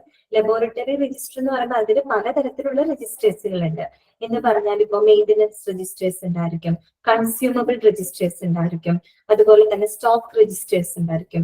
ഇതെല്ലാം അതുപോലെ യൂട്ടിലൈസേഷൻ രജിസ്റ്റേഴ്സ് ഉണ്ടായിരിക്കും. ഇതെല്ലാം അടങ്ങുന്നതാണ് എന്തെന്ന് പറയുന്നത്? ലബോറട്ടറി രജിസ്റ്റേഴ്സ് എന്ന് പറയുന്നത്. മനസ്സിലായല്ലോ? നമ്മൾ കഴിഞ്ഞ ക്ലാസ്സിൽ പറഞ്ഞു എക്യുപ്മെന്റ്സ് ഒക്കെ കൃത്യമായിട്ട് മെയിൻ്റെനൻസ് ചെയ്യണമെന്ന് പറഞ്ഞില്ലേ. അപ്പൊ അങ്ങനെയുള്ള കാര്യങ്ങളൊക്കെ റെക്കോർഡ് ചെയ്ത് സൂക്ഷിക്കണം. എത്ര പ്രാവശ്യം മെയിൻ്റെനൻസ് ചെയ്യുന്നുണ്ട്, അല്ലെങ്കിൽ ആരാണ് ചെയ്യുന്നത് എന്നുള്ള കാര്യങ്ങളൊക്കെ നമ്മൾ എന്ത് ചെയ്ത് വെച്ചിരിക്കണം, റെക്കോർഡ് ചെയ്ത് വെക്കണം കേട്ടല്ലോ. അപ്പൊ ലബോറട്ടറി രജിസ്റ്റർ എന്ന് പറയുമ്പോൾ ഒരു കുറേ രജിസ്റ്ററുകളുടെ ആകെ തുകയാണ് എന്ന് പറഞ്ഞാൽ ഇഷ്യൂ രജിസ്റ്റർ ഉണ്ടായിരിക്കും, കൺസ്യൂമബിൾ രജിസ്റ്റേഴ്സ് ഉണ്ടായിരിക്കും, മെയിൻ്റനൻസ് രജിസ്റ്റേഴ്സ് ഉണ്ടായിരിക്കും, സ്റ്റോക്ക് രജിസ്റ്റേഴ്സ് ഉണ്ടായിരിക്കും. ഇതെല്ലാം കൂടി അടങ്ങുന്നതാണ് ലബോറട്ടറി രജിസ്റ്റേഴ്സ് കേട്ടല്ലോ. പിന്നെ നെക്സ്റ്റ് വരുന്നത് എന്താണ്, calibration records and calculation factors. Calibration records calibrate ചെയ്യണം, നമ്മൾ പറഞ്ഞല്ലോ എക്യുപ്മെന്റ്സിന്റെ കൃത്യത എപ്പോഴും സ്ഥിരീകരിക്കണം അല്ലെ. അപ്പൊ ഓരോ എക്യുപ്മെന്റ്സ് എപ്പോഴൊക്കെ കാലിബ്രേറ്റ് ചെയ്യുന്നുണ്ട്, ആ കാലിബ്രേറ്റ് ചെയ്യുന്നതിന്റെ ഫുൾ ഡീറ്റെയിൽസ്, എത്ര തവണ കാലിബ്രേറ്റ് ചെയ്തിട്ടുണ്ട്, ആരാണ് ആ ഒരു കാലിബ്രേഷൻ ഇൻവോൾവ് ചെയ്ത ഓപ്പറേറ്റർ ആരാണ്, അങ്ങനെയുള്ള എല്ലാ വിവരങ്ങളും റെക്കോർഡ് ചെയ്ത് വെക്കണം. പിന്നെന്താണ്, and calculation factors. Calculation factors എന്ന് പറയുമ്പോൾ നമുക്ക് കിട്ടുന്ന ആ ഒരു റോ ഡാറ്റയിൽ നിന്നും ഒരുപാട് ഒബ്സർവേഷൻ അല്ലെങ്കിൽ എക്സാമിന് വിലയിരുത്തിക്കൊണ്ടാണ് നമ്മൾ അവസാന റിസൾട്ടിലോട്ട് എത്തുന്നത് അല്ലെ. അപ്പൊ പല കാൽക്കുലേഷൻസിലൂടെയാണ് ഫൈനൽ റിസൾട്ടിലോട്ട് എത്തുന്നത്. അപ്പൊ അത്തരത്തിലുള്ള കാൽക്കുലേഷൻ ഫാക്ടേഴ്സും അതിനകത്ത് ഉൾപ്പെടുന്നുണ്ട്. അതാണ് calibration records and calculation factors. എന്താണ് നസീല? കാലിബ്രേഷൻ എന്ന് പറഞ്ഞാൽ ഇവിടെ ഉദ്ദേശിക്കുന്നത് ഉപകരണങ്ങളുടെ കൃത്യത ഉറപ്പുവരുത്തുക കേട്ടോ. എക്യുപ്മെന്റ്സ് യൂസ് ചെയ്യുന്നില്ല ലാബിനകത്ത്, അപ്പൊ അതിന്റെ കൃത്യത നമ്മൾ സ്ഥിരീകരിക്കണം, അതാണ് കേട്ടോ ഉദ്ദേശിക്കുന്നത്. പിന്നെ അടുത്തത് എന്താണ്, QC records, quality control records കേട്ടോ. ഇവിടെ ക്വാളിറ്റി മാനുവൽ എന്നാണ് എഴുതി വെച്ചേക്കുന്നത്, അതൊന്ന് തിരുത്തണം കേട്ടോ. മാനുവൽ അല്ല, അതൊന്ന് വിട്ടേക്ക്, കൺട്രോളിന് ഇടണം കേട്ടോ. C ആണ്. QC റെക്കോർഡ്സ് എന്ന് വെച്ചാൽ ക്വാളിറ്റി കൺട്രോൾ റെക്കോർഡ്സ് എന്ന് പറഞ്ഞാല് നമ്മുടെ ലാബിൽ നടക്കുന്ന ആ ഒരു ടെസ്റ്റുകളുടെയും പ്രോസസ്സുകളുടെയും ഒക്കെ ഒരു ക്വാളിറ്റി അല്ലെ, ആ ഒരു ഗുണമേന്മ അത് മെയിൻറ്റെയിൻ ചെയ്യുന്ന, അല്ലെങ്കിൽ എന്തൊക്കെ കാര്യങ്ങൾ ആ ഒരു ക്വാളിറ്റി മെയിൻറ്റെയിൻ ചെയ്യാനായിട്ട് എന്തൊക്കെ നടപടികൾ എടുക്കുന്നുണ്ട് എന്ന കാര്യങ്ങളൊക്കെ രേഖപ്പെടുത്തിയിരിക്കുന്ന റെക്കോർഡ്സ് ആണ് കേട്ടോ, ക്വാളിറ്റി കൺട്രോൾ റെക്കോർഡ്സ്. പിന്നെ അടുത്തത് എന്താണ് പറയുന്നത്, incident book, corrective action reports. നമുക്കറിയാം ലാബിൽ പലതരത്തിലുള്ള ഇൻസിഡൻസ് ചിലപ്പോൾ ഉണ്ടായേക്കാം. അതായത് ഇപ്പൊ ലാബ് ആക്സിഡൻസ് ഉണ്ടായേക്കാം, മറ്റെന്തെങ്കിലും ഇഞ്ചുറീസോ എന്ത് വേണമെങ്കിലും സംഭവിക്കാം അല്ലെ. അപ്പൊ അത്തരത്തില് ഏതെങ്കിലും ഇൻസിഡൻസ് നടന്നിട്ടുണ്ടെങ്കിൽ അതെല്ലാം രേഖപ്പെടുത്തി വെക്കാനായിട്ട് ഒരു ബുക്ക് വേണം. അതാണ് ഇൻസിഡന്റ് ബുക്ക്. അതോടൊപ്പം തന്നെ കറക്റ്റീവ് ആക്ഷൻ റിപ്പോർട്ട്സ്. അങ്ങനെ ഒരു ഇൻസിഡന്റ് ഉണ്ടാവുന്ന സാഹചര്യങ്ങളിൽ എന്ത് കറക്റ്റീവ് ആക്ഷൻസ് ആണ് അല്ലെങ്കിൽ എന്ത് ആക്ഷൻസ് ആണ് എടുത്തിട്ടുള്ളത് എന്നുള്ള കാര്യങ്ങളും കൂടെ എന്ത് ചെയ്ത് വെച്ചിരിക്കണം, റിപ്പോർട്ട് ചെയ്ത് വെച്ചിരിക്കണം. അപ്പൊ അതും ഇതിനകത്ത് ഇൻക്ലൂഡഡ് ആണ് കേട്ടോ. പിന്നെ അടുത്ത എന്താ വരുന്നത്, stock cards and supply records അല്ലെ. എന്താണ് സ്റ്റോക്ക് കാർഡ്സ് എന്ന് പറഞ്ഞാൽ എന്തായിരിക്കും, ആ ഒരു ലാബിനകത്തേക്ക് വരുന്ന സ്റ്റോക്കുകൾ എന്ന് പറഞ്ഞാൽ ആ ലാബിനകത്തേക്ക് വരുന്ന ഗുഡ്സ് അല്ലെ. അത് inflow goods, inflow and outflow goods ഉണ്ടായിരിക്കും. എന്ന് വെച്ചാൽ എന്താ, ലാബിന് അകത്തേക്കും ലാബിന് പുറത്തേക്ക് പോകുന്നതുമായിട്ടുള്ള എല്ലാ ഗുഡ്സും അതിനകത്ത് ഉണ്ടായിരിക്കും അല്ലെ. അപ്പൊ അതിന്റെ കാര്യങ്ങൾ, അതിനെ കുറിച്ചുള്ള വിവരങ്ങളൊക്കെ രേഖപ്പെടുത്തിയിരിക്കുന്ന സ്റ്റോക്ക് കാർഡ്സ്. അതോടൊപ്പം തന്നെ എന്താണ്, സപ്ലൈ റെക്കോർഡ്സ് അല്ലെ. പലതരത്തിലുള്ള സപ്ലൈ നടക്കുന്നുണ്ട് ലാബിനകത്ത്. ഇപ്പൊ എക്യുപ്മെന്റ്സ് സപ്ലൈ നടക്കുന്നുണ്ട്, മറ്റേ ഗ്ലാസ് വെയർസിന്റെ സപ്ലൈ ഉണ്ടായിരിക്കും, കെമിക്കൽസ് ആൻഡ് റിയേജൻസ് ഉണ്ടായിരിക്കും. ഇതൊക്കെയാണ് എന്ത്, സപ്ലൈ റെക്കോർഡ്സ്. എന്താണ് ഫാത്തിമ പറയുന്നത്, കമ്പാരിസൺ ഓഫ് ടു മെഷർമെന്റ്സ്. അതെ, കാലിബ്രേഷന്റെ കറക്റ്റ് മീനിങ് അതാണ് കേട്ടോ. ഇറ്റ്സ് ദ കമ്പാരിസൺ ആണ് ബിറ്റ്വീൻ ദ ടു മെഷർമെന്റ്സ്. ഇതൊക്കെ നമ്മൾ പറഞ്ഞത് സപ്ലൈ റെക്കോർഡ്സ് കേട്ടോ, സപ്ലൈ റെക്കോർഡ്സ്. അപ്പൊ പലതരം സപ്ലൈസ് നടക്കുന്നുണ്ട് അല്ലെ ലാബിനകത്തേക്ക്. അപ്പൊ എന്തൊക്കെ സപ്ലൈ വരുന്നുണ്ട്, എന്തൊക്കെ സാധനങ്ങൾ അങ്ങോട്ടേക്ക്, അതായത് ഇപ്പൊ കെമിക്കൽസ് ആവാം, റിയേജൻസ് ആവാം, ഗ്ലാസ് വെയർസ് ആയിരിക്കാം, അല്ലെങ്കിൽ എക്യുപ്മെന്റ്സ് ആയിരിക്കാം. അതിന്റെയൊക്കെ ഡീറ്റെയിൽസ്, എത്ര പ്രാവശ്യം സപ്ലൈ നടക്കുന്നുണ്ട്, അല്ലെങ്കിൽ ഏതൊക്കെ ഡേറ്റിലാണ് സപ്ലൈ നടന്നിരിക്കുന്നത്, അങ്ങനെയുള്ള കാര്യങ്ങളൊക്കെ രേഖപ്പെടുത്തി വെക്കണം. മനസ്സിലായല്ലോ? അതെല്ലാം ഉണ്ടാവും. അടുത്തത് എന്താ പറയുന്നത്, പേഴ്സണൽ റെക്കോർഡ്സ്. പേഴ്സണൽ എന്ന് പറഞ്ഞാൽ എന്താണ്, സ്റ്റാഫ് ആണ് അല്ലെ, അവിടുത്തെ ഉദ്യോഗസ്ഥരാണ്. അപ്പൊ എന്താണ്, അവരെ സംബന്ധിക്കുന്ന റെക്കോർഡുകൾ എന്തൊക്കെയാത്, ഒന്ന് സ്റ്റാഫ് ട്രെയിനിങ്, അവർക്ക് കൊടുക്കുന്ന പരിശീലനങ്ങളെ പറ്റി. പിന്നെ കോമ്പീറ്റൻസി റെക്കോർഡ്സ്. കോമ്പീറ്റൻസി എന്ന് പറഞ്ഞാൽ എന്താ, കഴിവാണ് അല്ലെ, അവരുടെ ഒരു പെർഫോമൻസ് ആണ് ഉദ്ദേശിക്കുന്നത്.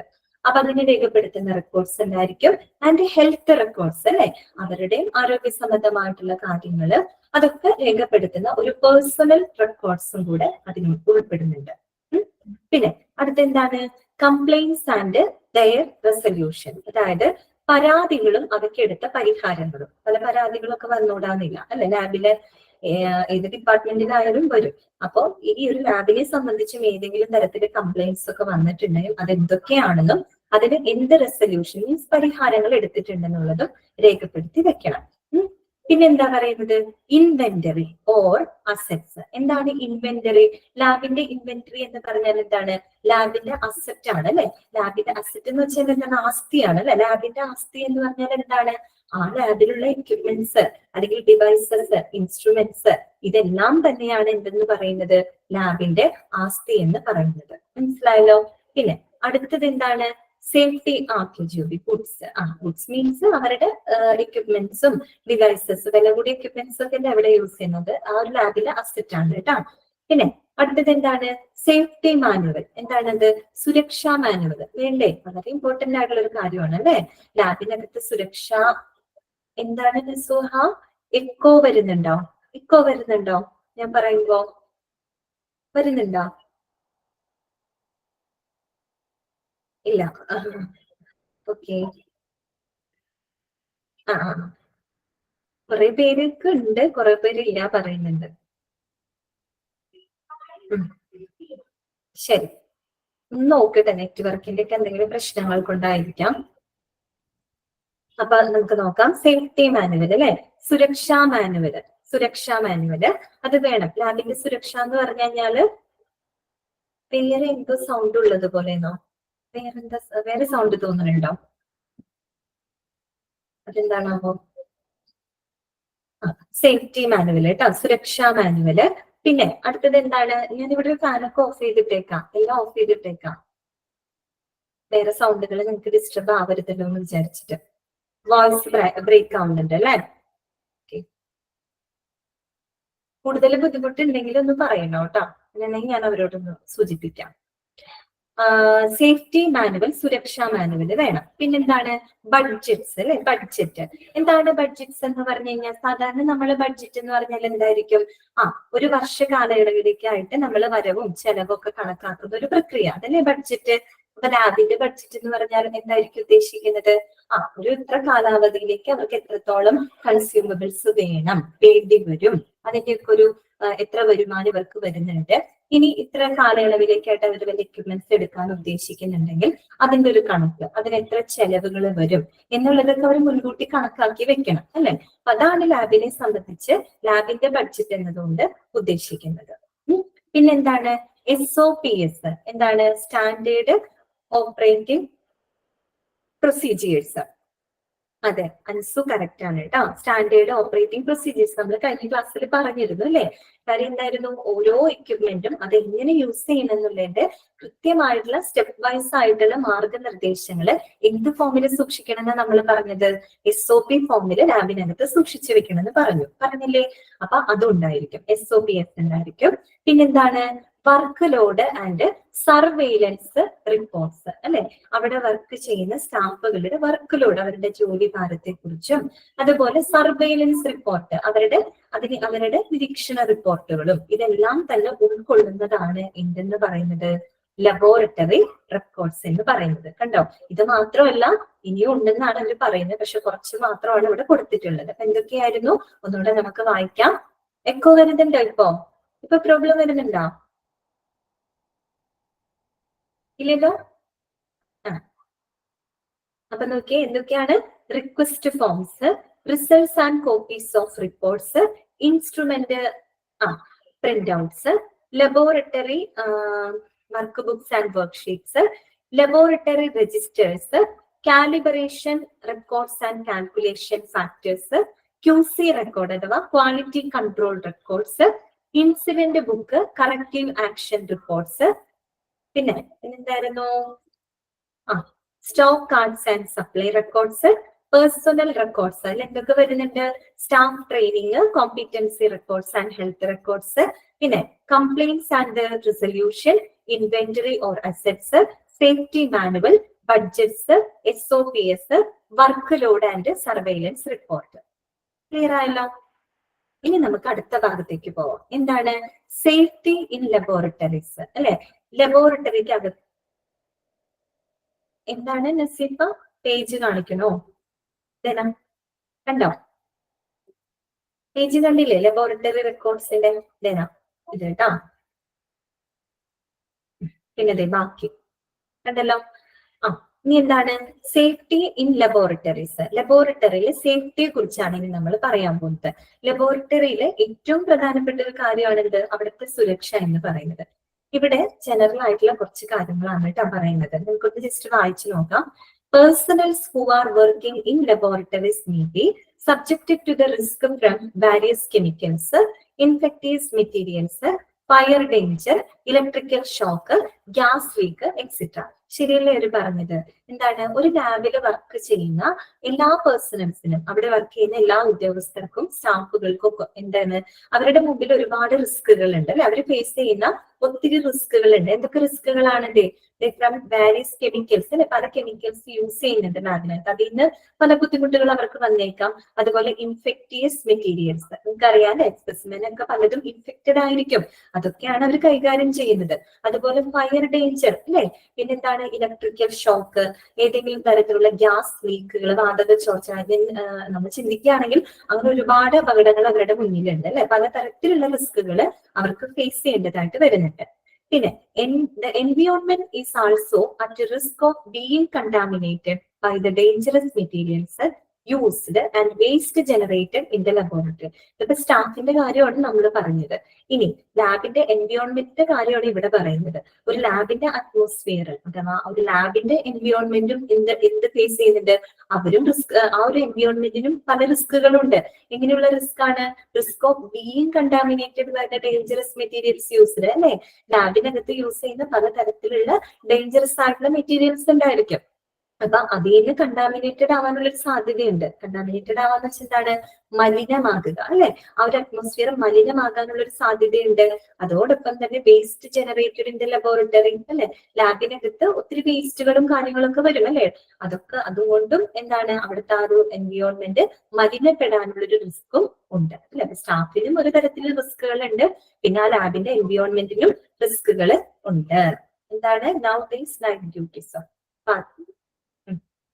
ഓക്കെ, അപ്പൊ എന്താണ്, policies should define the use of sharps, disposal of bio waste, reagents, sharps and other waste evolved in the laboratory according to the local and the national regulations. അപ്പൊ ഇതൊക്കെ നമുക്ക് ഒരു നിയന്ത്രിക്കണമെങ്കിൽ നമുക്ക് എന്ത് വേണം?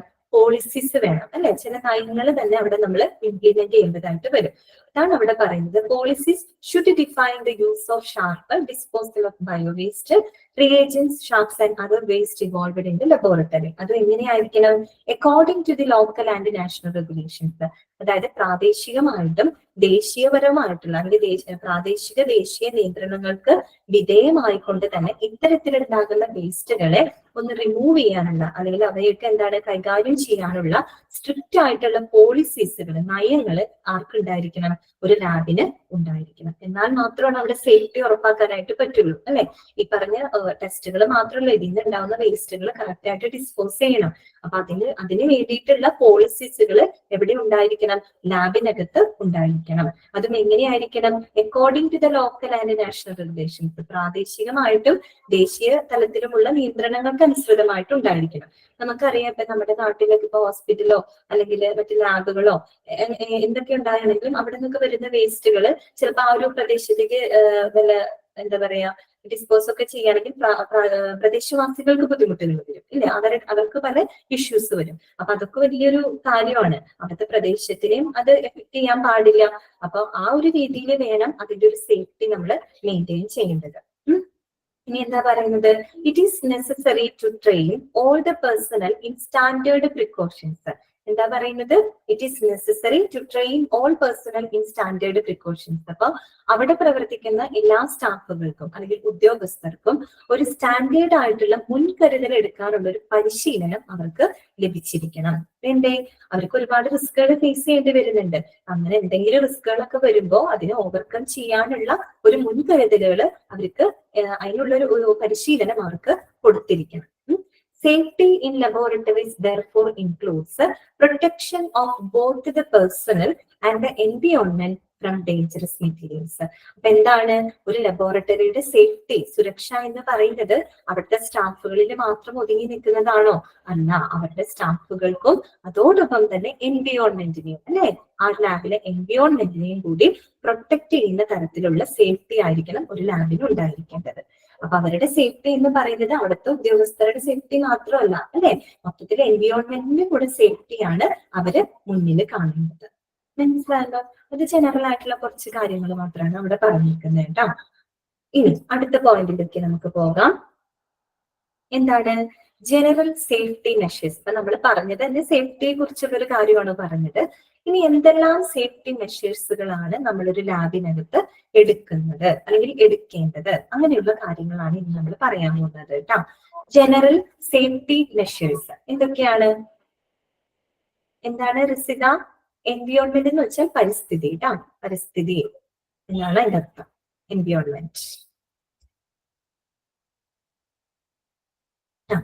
General safety measures first point നമുക്ക് നോക്കാം. അതായത് ഒരു ലാബിൽ നമ്മൾ എടുക്കേണ്ട ജനറൽ ആയിട്ടുള്ള പൊതുവായിട്ടുള്ള സേഫ്റ്റി മെഷേഴ്സുകൾ, സുരക്ഷാ എന്താ പറയാ പ്രവർത്തനങ്ങൾ എന്തൊക്കെയാണ്?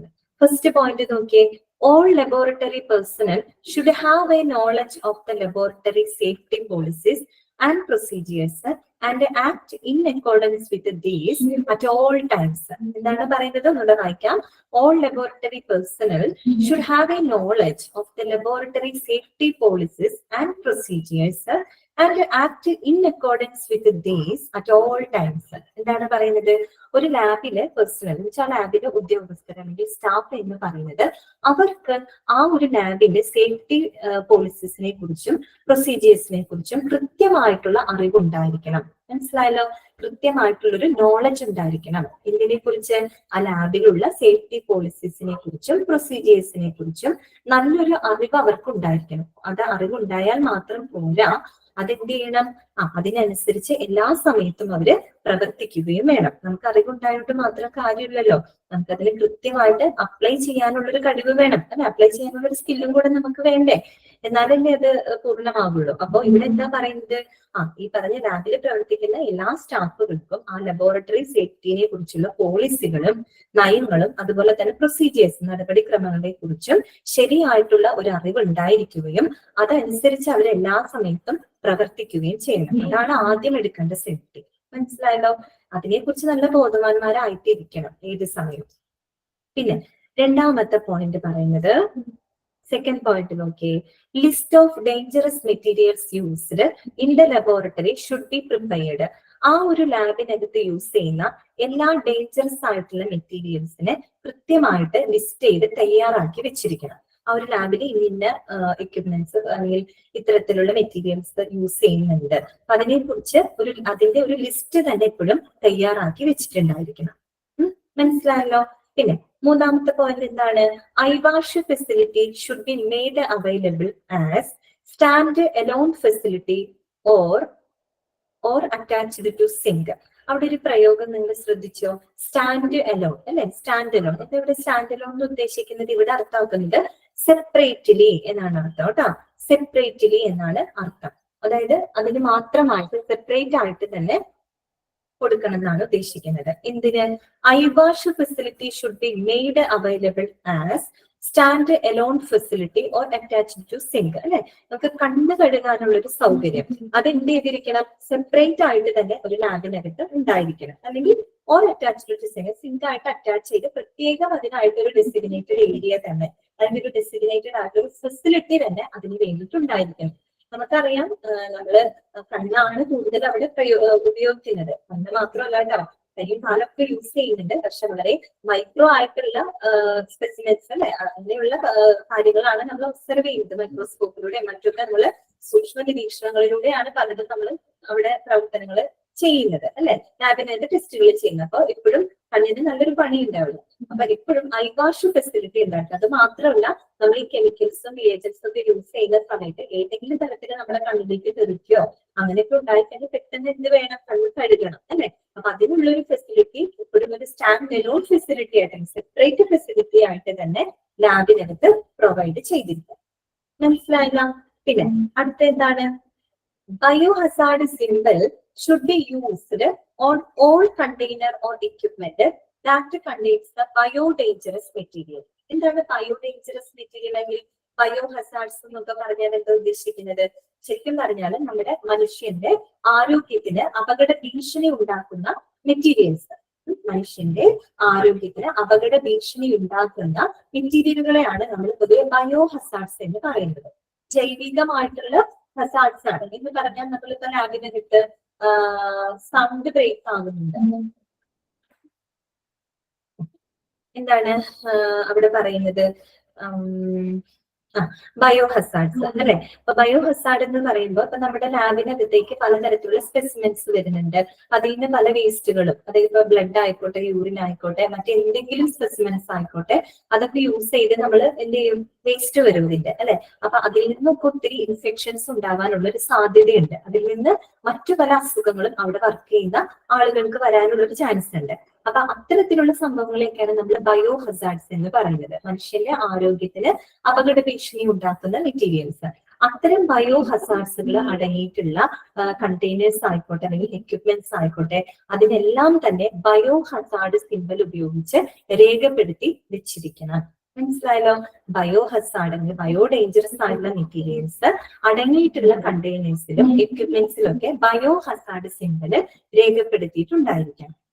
മനസ്സിലായല്ലോ? പിന്നെ അടുത്ത എന്താണ്? Laboratory personnel should be completely trained in managing fire and non fire emergencies like large spillage, gas leakage etcetera. അതായത് ലാബിൽ പ്രവർത്തിക്കുന്ന അവിടുത്തെ ആളുകൾ അല്ലെ, അവർക്ക് എന്ത് വേണം? ഒരു കംപ്ലീറ്റ്ലി ട്രെയിൻഡ് ആയിരിക്കണം. അവരിപ്പോ ഏതെങ്കിലും കാരണവശാൽ തീപിടുത്തം ഉണ്ടായി, അതിനെ ഇങ്ങനെ ഓവർകം ചെയ്യണം, അതിന് വേണ്ടിയിട്ടുള്ള ഒരു പരിശീലനം അവർക്ക് ലഭിച്ചിരിക്കണം. കംപ്ലീറ്റ്ലി ട്രെയിൻഡ് ആയിരിക്കണം. ഈ പറഞ്ഞ ഫയറിന്റെ പ്രശ്നം മാത്രമല്ല കേട്ടോ, ഫയർ അല്ലാത്ത ഒരുപാട് പ്രശ്നങ്ങൾ വരാം അല്ലെ. ഇപ്പൊ മറ്റേതെങ്കിലും എമർജൻസി സിറ്റുവേഷൻസ് ഒക്കെ വന്നേക്കാം. അതാണ് നോൺ ഫയർ എമർജൻസീസ് ലൈക്ക് ഇപ്പം ലാർജ് സ്പില്ലേജ്, ഗ്യാസ് ലീക്കേജ് അല്ലെ, വാതക ചോർച്ച, അങ്ങനെയൊക്കെ വരുവാണെങ്കിൽ അതൊക്കെ പ്രശ്നങ്ങൾ ഉണ്ടാക്കുന്ന കാര്യങ്ങളാണ്. അപ്പൊ അതിനെയൊക്കെ കൃത്യമായിട്ട് മാനേജ് ചെയ്യാനുള്ള ഒരു പരിശീലനം ആർക്ക് കിട്ടിയിരിക്കണം? ലബോറട്ടറി പേഴ്സണലിന് ലഭിച്ചിരിക്കണം. അതാണ് അവിടെ പറയുന്നത് കേട്ടോ. നമ്മള് തുടക്കമേ പറഞ്ഞു, സേഫ്റ്റിയുടെ കാര്യം പറഞ്ഞപ്പോ നമ്മൾ ജസ്റ്റ് പറഞ്ഞിരുന്നു, അവിടെ ഓരോ വ്യക്തികളും നല്ല ട്രെയിൻഡ് ആയിരിക്കണം അല്ലെ. എന്തെങ്കിലും ഇഷ്യൂസ് വന്നാല് അതിന് മുൻകരുതൽ എടുക്കാനുള്ള ഒരു ട്രെയിനിങ് അവർക്ക് കൊടുക്കണം എന്നുള്ളത് നമ്മൾ നേരത്തെ തന്നെ സൂചിപ്പിച്ച കാര്യമാണ്. അത് തന്നെയാണ് ഇവിടെ പറയുന്നത് കേട്ടോ. പിന്നെ ample fire extinguishers next point ആണ് കേട്ടോ. Ample fire extinguishers should be quickly available in the laboratory. എന്താണ് ആംബിൾ എന്ന് പറയുന്ന വേർഡിന്റെ അർത്ഥം? എന്താണ് ആംബിൾ എന്ന് പറഞ്ഞാല് ആവശ്യത്തിനനുസരിച്ച് അല്ലെങ്കിൽ മതിയാവോളം എന്നൊക്കെയാണ് കേട്ടോ അർത്ഥം. ആംബിൾ എന്ന് പറഞ്ഞാല് ആവശ്യത്തിനനുസരിച്ച് അഥവാ മതിയാവോളം എന്നൊക്കെയാണ് അർത്ഥം. ഇനി ഒന്ന് വായിച്ചേ, ample fire extinguishers should be quickly available in the laboratory അല്ലെ. ആവശ്യത്തിനനുസരിച്ചുള്ള അഗ്നിശമന ഉപകരണങ്ങൾ എല്ലാം തന്നെ എന്താണ്? ക്വിക്ക്ലി അവൈലബിൾ ആയിരിക്കണം. വളരെ പെട്ടെന്ന് തന്നെ ലാബിനകത്ത് അവൈലബിൾ ആകുന്ന രീതിയിൽ ഉണ്ടായിരിക്കണം. അതും ആവശ്യത്തിനനുസരിച്ച് ഉണ്ടായിരിക്കണം. പെട്ടെന്നൊരു തീപിടുത്തോ കാര്യങ്ങളൊക്കെ വന്നു കഴിഞ്ഞാല് നമുക്ക് ഈ പറഞ്ഞ ഫയർ എക്സ്റ്റിംഗ്യൂഷേഴ്സ് ഉണ്ടായിരിക്കണം. അതും ആവശ്യത്തിനനുസരിച്ച് ഉണ്ടായിരിക്കണം അല്ലെ. അതൊരു പ്രധാനപ്പെട്ട കാര്യമാണ് ലാബിന്റെ സേഫ്റ്റിയില്. പിന്നെ നെക്സ്റ്റ് പോയിന്റ് എന്താണ്? Accident or incident or injuries. എന്താണ് മിസ്റ്റർ? എത്രാമത്തെ ചാപ്റ്റർ ആണ് എടുക്കുന്നതെന്നോ? ചാപ്റ്റർ നമ്പർ 18ാമത്തെ ചാപ്റ്റർ ആണ് എടുക്കുന്നത്. ഇനി accident or incident or injuries record of laboratory personnel should be kept and intimated to the designated authority. ഏതെങ്കിലും തരത്തില് ലബോറട്ടറിയിൽ വർക്ക് ചെയ്യുന്ന ആളുകൾക്ക് ഏതെങ്കിലും തരത്തിലുള്ള ആക്സിഡൻസ് ഉണ്ടാവാം, അല്ലെങ്കിൽ ഇൻസിഡൻസ്. നമ്മൾ പറഞ്ഞു ലാബ് ഇൻസിഡൻസ്, ആക്സിഡൻസ് എന്നൊക്കെ പറഞ്ഞ എന്താണ്? ഇപ്പൊ വല്ല ഗ്ലാസ് വേസ് പൊട്ടുക, അല്ലെങ്കിൽ ഏതെങ്കിലും തരത്തിൽ എന്തെങ്കിലും കെമിക്കൽസ് വല്ല ബ്ലാസ്റ്റ് ആവാം, അങ്ങനെയൊക്കെ പല ഇഷ്യൂസ് വരാം. അപ്പൊ അത്തരത്തിലുള്ള എന്തെങ്കിലും ആക്സിഡൻസോ ഇൻസിഡൻസോ അതുമൂലം ഈ പറഞ്ഞ ലാബില് വർക്ക് ചെയ്യുന്ന ആളുകൾക്ക് ഏതെങ്കിലും തരത്തിൽ മുറിവേൽക്കുകയോ ഇഞ്ചുറീസ് ഒക്കെ ഉണ്ടായി കഴിഞ്ഞാൽ അത് കൃത്യമായിട്ട് തന്നെ റെക്കോർഡ് ചെയ്ത് സൂക്ഷിച്ചിരിക്കണം. അത് സൂക്ഷിച്ചാൽ മാത്രം പോരാ, അത് ബന്ധപ്പെട്ട അധികാരിയെ അറിയിക്കുകയും വേണം. മനസ്സിലായല്ലോ? അതാണ് അവിടെ പറയുന്നത്. Accident or incident or injuries record of laboratory person should be kept. അത് സൂക്ഷിച്ചിരിക്കണം അങ്ങനെയുള്ള records. And intimated to the designated authority. അത് ബന്ധപ്പെട്ട അധികാരിയുമായിട്ട് അതിനെ ആ കാര്യങ്ങൾ അറിയിക്കുകയും വേണം, ഇന്റിമേറ്റ് ചെയ്യണം. പിന്നെ അടുത്ത പോയിന്റ് എന്താണ്? Do not chew gum, drink, smoke or eat while working in the lab. മനസ്സിലായല്ലോ? ലാബിനകത്ത് വർക്ക് ചെയ്യുന്ന സമയത്ത് നമ്മൾ വല്ലതും ചവയ്ക്കോ അല്ലെങ്കിൽ വല്ല കുടിക്കോ മീൻസ് സ്മോക്ക് ചെയ്യോ പുകവലിക്കോ അങ്ങനെയുള്ള പ്രവൃത്തികൾ ഒന്നും തന്നെ ലാബിൽ ചെയ്യാനായിട്ട് പാടുള്ളതല്ല. പിന്നെന്താണ്, laboratory glassware should never be used as food or beverage containers. അതോടൊപ്പം തന്നെ ലബോറട്ടറിയിൽ ഉപയോഗിക്കുന്ന ഗ്ലാസ് വെയർസ് ഒന്നും തന്നെ നമുക്ക് വെള്ളം കുടിക്കാനോ അല്ലെങ്കിൽ നമുക്ക് ഭക്ഷണം കഴിക്കാനുള്ള പാത്രമായിട്ടൊന്നും ഉപയോഗിക്കാനായിട്ട് പാടുള്ളതല്ല. മനസ്സിലായോ? ഇപ്പൊ ലാബിനകത്ത് ഒരു ബീക്കർ ഇരിപ്പുണ്ടെന്ന് ഇതിൽ ഇത്തിരി കുറച്ച് വെള്ളം കുടിക്കാം എന്നൊന്നും വിചാരിക്കരുതെന്ന്. Laboratory glassware should never be used as food or beverage containers. അവിടെ ഉപയോഗിക്കുന്ന ഒരു ഗ്ലാസ് വെയർസ് നമ്മൾ ഫുഡ് കഴിക്കാനോ വെള്ളം കുടിക്കാനോ അങ്ങനെയൊന്നും യൂസ് ചെയ്യാനായിട്ട് പാടുള്ളതല്ല. അടുത്ത പോയിന്റ് എന്താ പറയുന്നത്, always put on suitable clothing, chemically resistant lab coats or aprons are suggested. എങ്ങനെയാണ്, എപ്പോഴും always put on suitable clothing അല്ലെ, അനുയോജ്യമായിട്ടുള്ള ഒരു വസ്ത്രധാരണ രീതി ആയിരിക്കണം എവിടെ വേണ്ടത്, ലാബിനകത്ത്. നമ്മൾ കണ്ടിട്ടില്ലേ ലാബിനകത്ത് എങ്ങനെയാണ് അവിടെ സ്റ്റാഫുകൾ അവർ കോട്ടൊക്കെ ഇട്ടിട്ടാണ് അവർ നിൽക്കാറ് അല്ലെ, കോട്ട് ഇടും, ചിലര് ഗ്ലൗസ് ഇടും, ചിലര് മാസ്ക് ഒക്കെ വെച്ചിട്ടൊക്കെ ആയിരിക്കും അവിടെ വർക്ക് ചെയ്യുന്നുണ്ടാവും, നമ്മൾ കണ്ടിട്ടില്ലേ. അപ്പൊ അനുയോജ്യമായിട്ടുള്ള ഒരു ക്ലോത്തിങ്ങോട് കൂടിയിട്ട് വേണം ധാരണയോട് കൂടി വേണം അവരവിടെ വർക്ക് ചെയ്യാനായിട്ട്. എങ്ങനെയാണ്, കെമിക്കലി റെസിസ്റ്റന്റ് ലാബ് കോട്ട്സ് അല്ലെ, ഇപ്പൊ കെമിക്കൽസ് ഒക്കെ യൂസ് ചെയ്യുന്നതാണ്, അപ്പൊ അവരുടെ ഡ്രസ്സിൽ നേരിട്ടാവരുത് അല്ലെ, അപ്പൊ അതുകൊണ്ട് തന്നെ അവരെന്താണ് കെമിക്കലി റെസിസ്റ്റന്റ് ആയിട്ടുള്ള ലാബ് കോട്ടുകൾ. അതുപോലെ തന്നെ ആപ്രൻസ് അറിയാമല്ലോ നിങ്ങൾക്ക്, നമ്മുടെ വീട്ടിലെ അമ്മമാരൊക്കെ അടുക്കളയിൽ പണിയൊക്കെ ചെയ്യുമ്പോൾ എടുക്കുന്നില്ലേ, ഈ കഴുത്തുമ്പും കൂടെ കെട്ടിയിട്ട് ബാക്കിലൊക്കെ കെട്ടുന്ന സാധനം, അതാണ് ഈ ആപ്രൺ എന്ന് പറയുന്നത് കേട്ടോ. അപ്പൊ അത്തരത്തിലുള്ള ആപ്രൻസുകളൊക്കെ ധരിച്ചുകൊണ്ടായിരിക്കണം ലാബില് എന്ത് ചെയ്യാനായിട്ട്, വർക്ക് ചെയ്യാനായിട്ട്. Always put on suitable clothing, chemically resistant lab coats or aprons are suggested. Put on എന്ന് പറഞ്ഞാല് വിയർ എന്നുള്ള അർത്ഥമാണ് കേട്ടോ, ധരിക്കുക എന്നാണ് അർത്ഥം കേട്ടോ പുട്ട് ഓൺ മീനിങ്. പിന്നെ നെക്സ്റ്റ് വരുന്നത് എന്താണ്, handle needles, syringes and other sharps with utmost care. Utmost എന്ന് പറഞ്ഞാൽ എന്താണ്, ഏറ്റവും എന്നുള്ള അർത്ഥമാണ് കേട്ടോ. അറ്റ്മോസ്റ്റ് കെയർ എന്ന് പറഞ്ഞാൽ എന്താണ്, ഏറ്റവും ശ്രദ്ധയോടുകൂടി അല്ലെ, ഏറ്റവും ശ്രദ്ധയോട് കൂടിയിട്ട് വേണം ഈ പറഞ്ഞ ലാബിനകത്ത് നീഡിൽസ് ആയിക്കോട്ടെ, സിറിഞ്ചുകൾ ആയിക്കോട്ടെ, മറ്റ് പല ഷാർപ്പുകളും അല്ലെ, പറഞ്ഞ ഇൻസ്ട്രുമെന്റ്സ് ഒക്കെ ഉണ്ടായിരിക്കും, അതൊക്കെ കൈകാര്യം ചെയ്യുമ്പോൾ ഏറ്റവും ശ്രദ്ധയോടുകൂടി ഏറ്റവും കെയർഫുൾ ആയിട്ട് വേണം അത് എല്ലാം തന്നെ കൈകാര്യം ചെയ്യാനായിട്ട്. പിന്നെ നെക്സ്റ്റ് പോയിന്റ് പറയുന്നത്, compressed gas cylinders should be secured to prevent them from being knocked over. നമുക്കറിയാം ലാബിനകത്ത് പറയുന്നത് ഗ്യാസ് സിലിണ്ടേഴ്സ് ഒക്കെ യൂസ് ചെയ്യുന്നുണ്ടാവും അല്ലെ. അപ്പൊ കംപ്രസ്ഡ് ആയിട്ടുള്ള ഗ്യാസ് സിലിണ്ടേഴ്സ് ഒക്കെ എപ്പോഴും സെക്യൂർഡ് ആയിട്ട് സുരക്ഷിതമായിട്ട് തന്നെ നമ്മൾ പ്ലേസ് ചെയ്തിരിക്കണം. എന്തിനു വേണ്ടിയിട്ടാണ്, in order to prevent them from being knocked over. Knocked over എന്ന് പറഞ്ഞു കഴിഞ്ഞാൽ ശരിക്കും ഹിറ്റിംഗ് വിഗറസ്ലി എന്നർത്ഥം. നമുക്ക് എന്താ പറയാ, ഇപ്പൊ ബ്ലാസ്റ്റ് ആവാ, പൊട്ടിത്തെറിക്കുക, അങ്ങനെയൊക്കെ വരില്ലേ, അങ്ങനെയൊക്കെ ഗ്യാസ് സിലിണ്ടേഴ്സ് ഒക്കെ പൊട്ടിത്തെറിക്കുക, അങ്ങനെയൊക്കെ സംഭവങ്ങൾ ഉണ്ടാവില്ലേ. അപ്പൊ അതൊക്കെ അവോയ്ഡ് ചെയ്യാൻ വേണ്ടിയിട്ട് നമ്മൾ ഇത്തരത്തിലുള്ള ഗ്യാസ് സിലിണ്ടേഴ്സ് ഒക്കെ വളരെ സെക്യൂർഡ് ആയിട്ട് സുരക്ഷിതമായിട്ട് വേണം നമ്മുടെ ലാബിനകത്ത് പ്ലേസ് ചെയ്യാനായിട്ട്. അടുത്ത point, in the case, care എന്നാണ് കേട്ടോ കൊടുത്തത്, കെയർ അല്ല കേട്ടോ, കേസ് ആണ്. In the case of a chemical splashing into your eyes or on your skin, immediately flush the affected area with running water for at least 20 minutes or eye wash facility. നേരത്തെ പറഞ്ഞ അതേ കാര്യം തന്നെയാണ് കേട്ടോ പറയുന്നത്, I wash ഫെസിലിറ്റിനെ തന്നെ ആണ് ഇവിടെ പറയുന്നത്. ഇൻ കെയർ അല്ല കേട്ടോ, കേസ് ആണ്. In case of chemical splashing into your eyes or on your skin. ഏതെങ്കിലും തരത്തില് കെമിക്കൽസുകള് നമ്മുടെ കണ്ണിലോട്ടോ അല്ലെങ്കിൽ നമ്മളുടെ സ്കിന്നിലേക്കൊക്കെ തെറിക്കാന്ന് വിചാരിക്കാം, സ്പ്ലാഷ് ആവാന്ന് വിചാരിക്കാം. അപ്പൊ ഉടനെ തന്നെ നമ്മൾ എന്ത് ചെയ്യണം, കണ്ണ് കഴുകണം അല്ലെ, അല്ലെങ്കിൽ കണ്ണ് പെട്ടെന്ന് തന്നെ കഴുകണം, റണ്ണിങ് വാട്ടറിൽ കഴുകണം. ഏകദേശം ഒരു പറഞ്ഞ അറ്റ്ലീസ്റ്റ് 20 മിനിറ്റ്സ്, അതായത് ഒരു 20 മിനിറ്റോളം എങ്കിലും കണ്ടിന്യൂസ് ആയിട്ട് നമ്മൾ റണ്ണിങ് വാട്ടറിൽ വാഷ് ചെയ്യണം. അപ്പൊ വാഷ് ചെയ്യണമെങ്കിൽ എന്ത് വേണം, അവിടെ വാഷിംഗ് ഫെസിലിറ്റി ഉണ്ടായിരിക്കണം അല്ലെ. അതാണ് ഐ വാഷ് ഫെസിലിറ്റി എന്ന് പറയുന്നത്. നമ്മൾ നേരത്തെ പറഞ്ഞിരുന്നു അല്ലെ, ഈ സ്റ്റാൻഡ് അലോൺ ഫെസിലിറ്റി അല്ലെ, സെപ്പറേറ്റ് ആയിട്ട് തന്നെ അതിനുള്ളൊരു ഫെസിലിറ്റി ഉണ്ടായിരിക്കണം. അപ്പൊ ഇത്രയും കാര്യങ്ങളാണ് ഇതിനകത്ത് വരുന്നത്, നമ്മളുടെ general safety measures of the ലബോറട്ടറിക്കകത്ത് വരുന്നത്. ഇതെല്ലാം തന്നെ നമുക്ക് ആലോചിച്ചാൽ മനസ്സിലാകാവുന്ന കാര്യങ്ങൾ മാത്രമേ ഉള്ളൂ അല്ലെ, വലിയ കൂടുതൽ പോയിന്റ്സ് ഒന്നും പറയാനില്ല. എന്തൊക്കെയായിരുന്നു നമ്മൾ എടുക്കേണ്ട ജനറൽ സേഫ്റ്റി മെഷേഴ്സ്? ഒന്നാമത് നമ്മൾ പറഞ്ഞത് ആദ്യത്തെ സേഫ്റ്റി മെഷർ എന്താണ്, അവിടെയുള്ള എല്ലാ എന്താണ്, വോയിസ് ക്ലിയർ ആണില്ലേ? ക്ലിയർ ആവുന്നില്ലേ ബോയ്സ്? ആ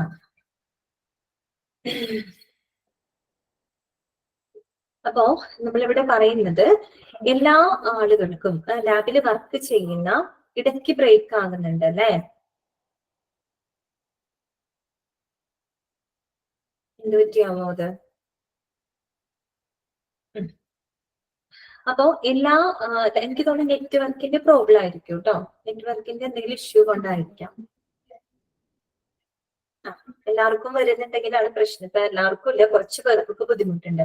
നിങ്ങൾ കുറച്ച് നെറ്റ്വർക്ക് സ്ട്രെങ്ത് ഉള്ള സ്ഥലത്ത് ഇരിക്കാനായിട്ട് നോക്കൂ കേട്ടോ. അപ്പൊ ചിലപ്പോ എന്തെങ്കിലും മാറ്റം വരും. കുറച്ചുകൂടെ ചിലപ്പോൾ ക്ലിയർ ആയിട്ട് കേൾക്കാൻ പറ്റും. ശ്രദ്ധിക്കട്ടോ. ബ്രേക്ക് ആവുന്നുണ്ടല്ലേ? സോണിയ കുറച്ചു നേരം എന്നോട് പറയുന്നു ബ്രേക്ക് ആവുന്നുണ്ട് എന്നുള്ളത്. അപ്പോ നമ്മൾ പറഞ്ഞത് ജനറൽ സേഫ്റ്റി മെഷേഴ്സ്, അതായത് സാധാരണ നമ്മൾ എടുക്കുന്ന എന്താണ് ഇഷാന, മിസ്സിനെ കാണാൻ പോലും വയ്യാന്നോ? കാണാൻ പറ്റുന്നില്ലേ?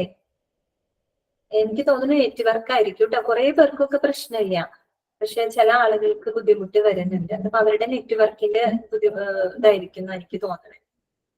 അപ്പൊ കാണാൻ പറ്റുന്നുണ്ടെങ്കിൽ, ഇല്ലാന്നുണ്ടെങ്കിൽ റെക്കോർഡ് ക്ലാസ് കാണണം കേട്ടോ.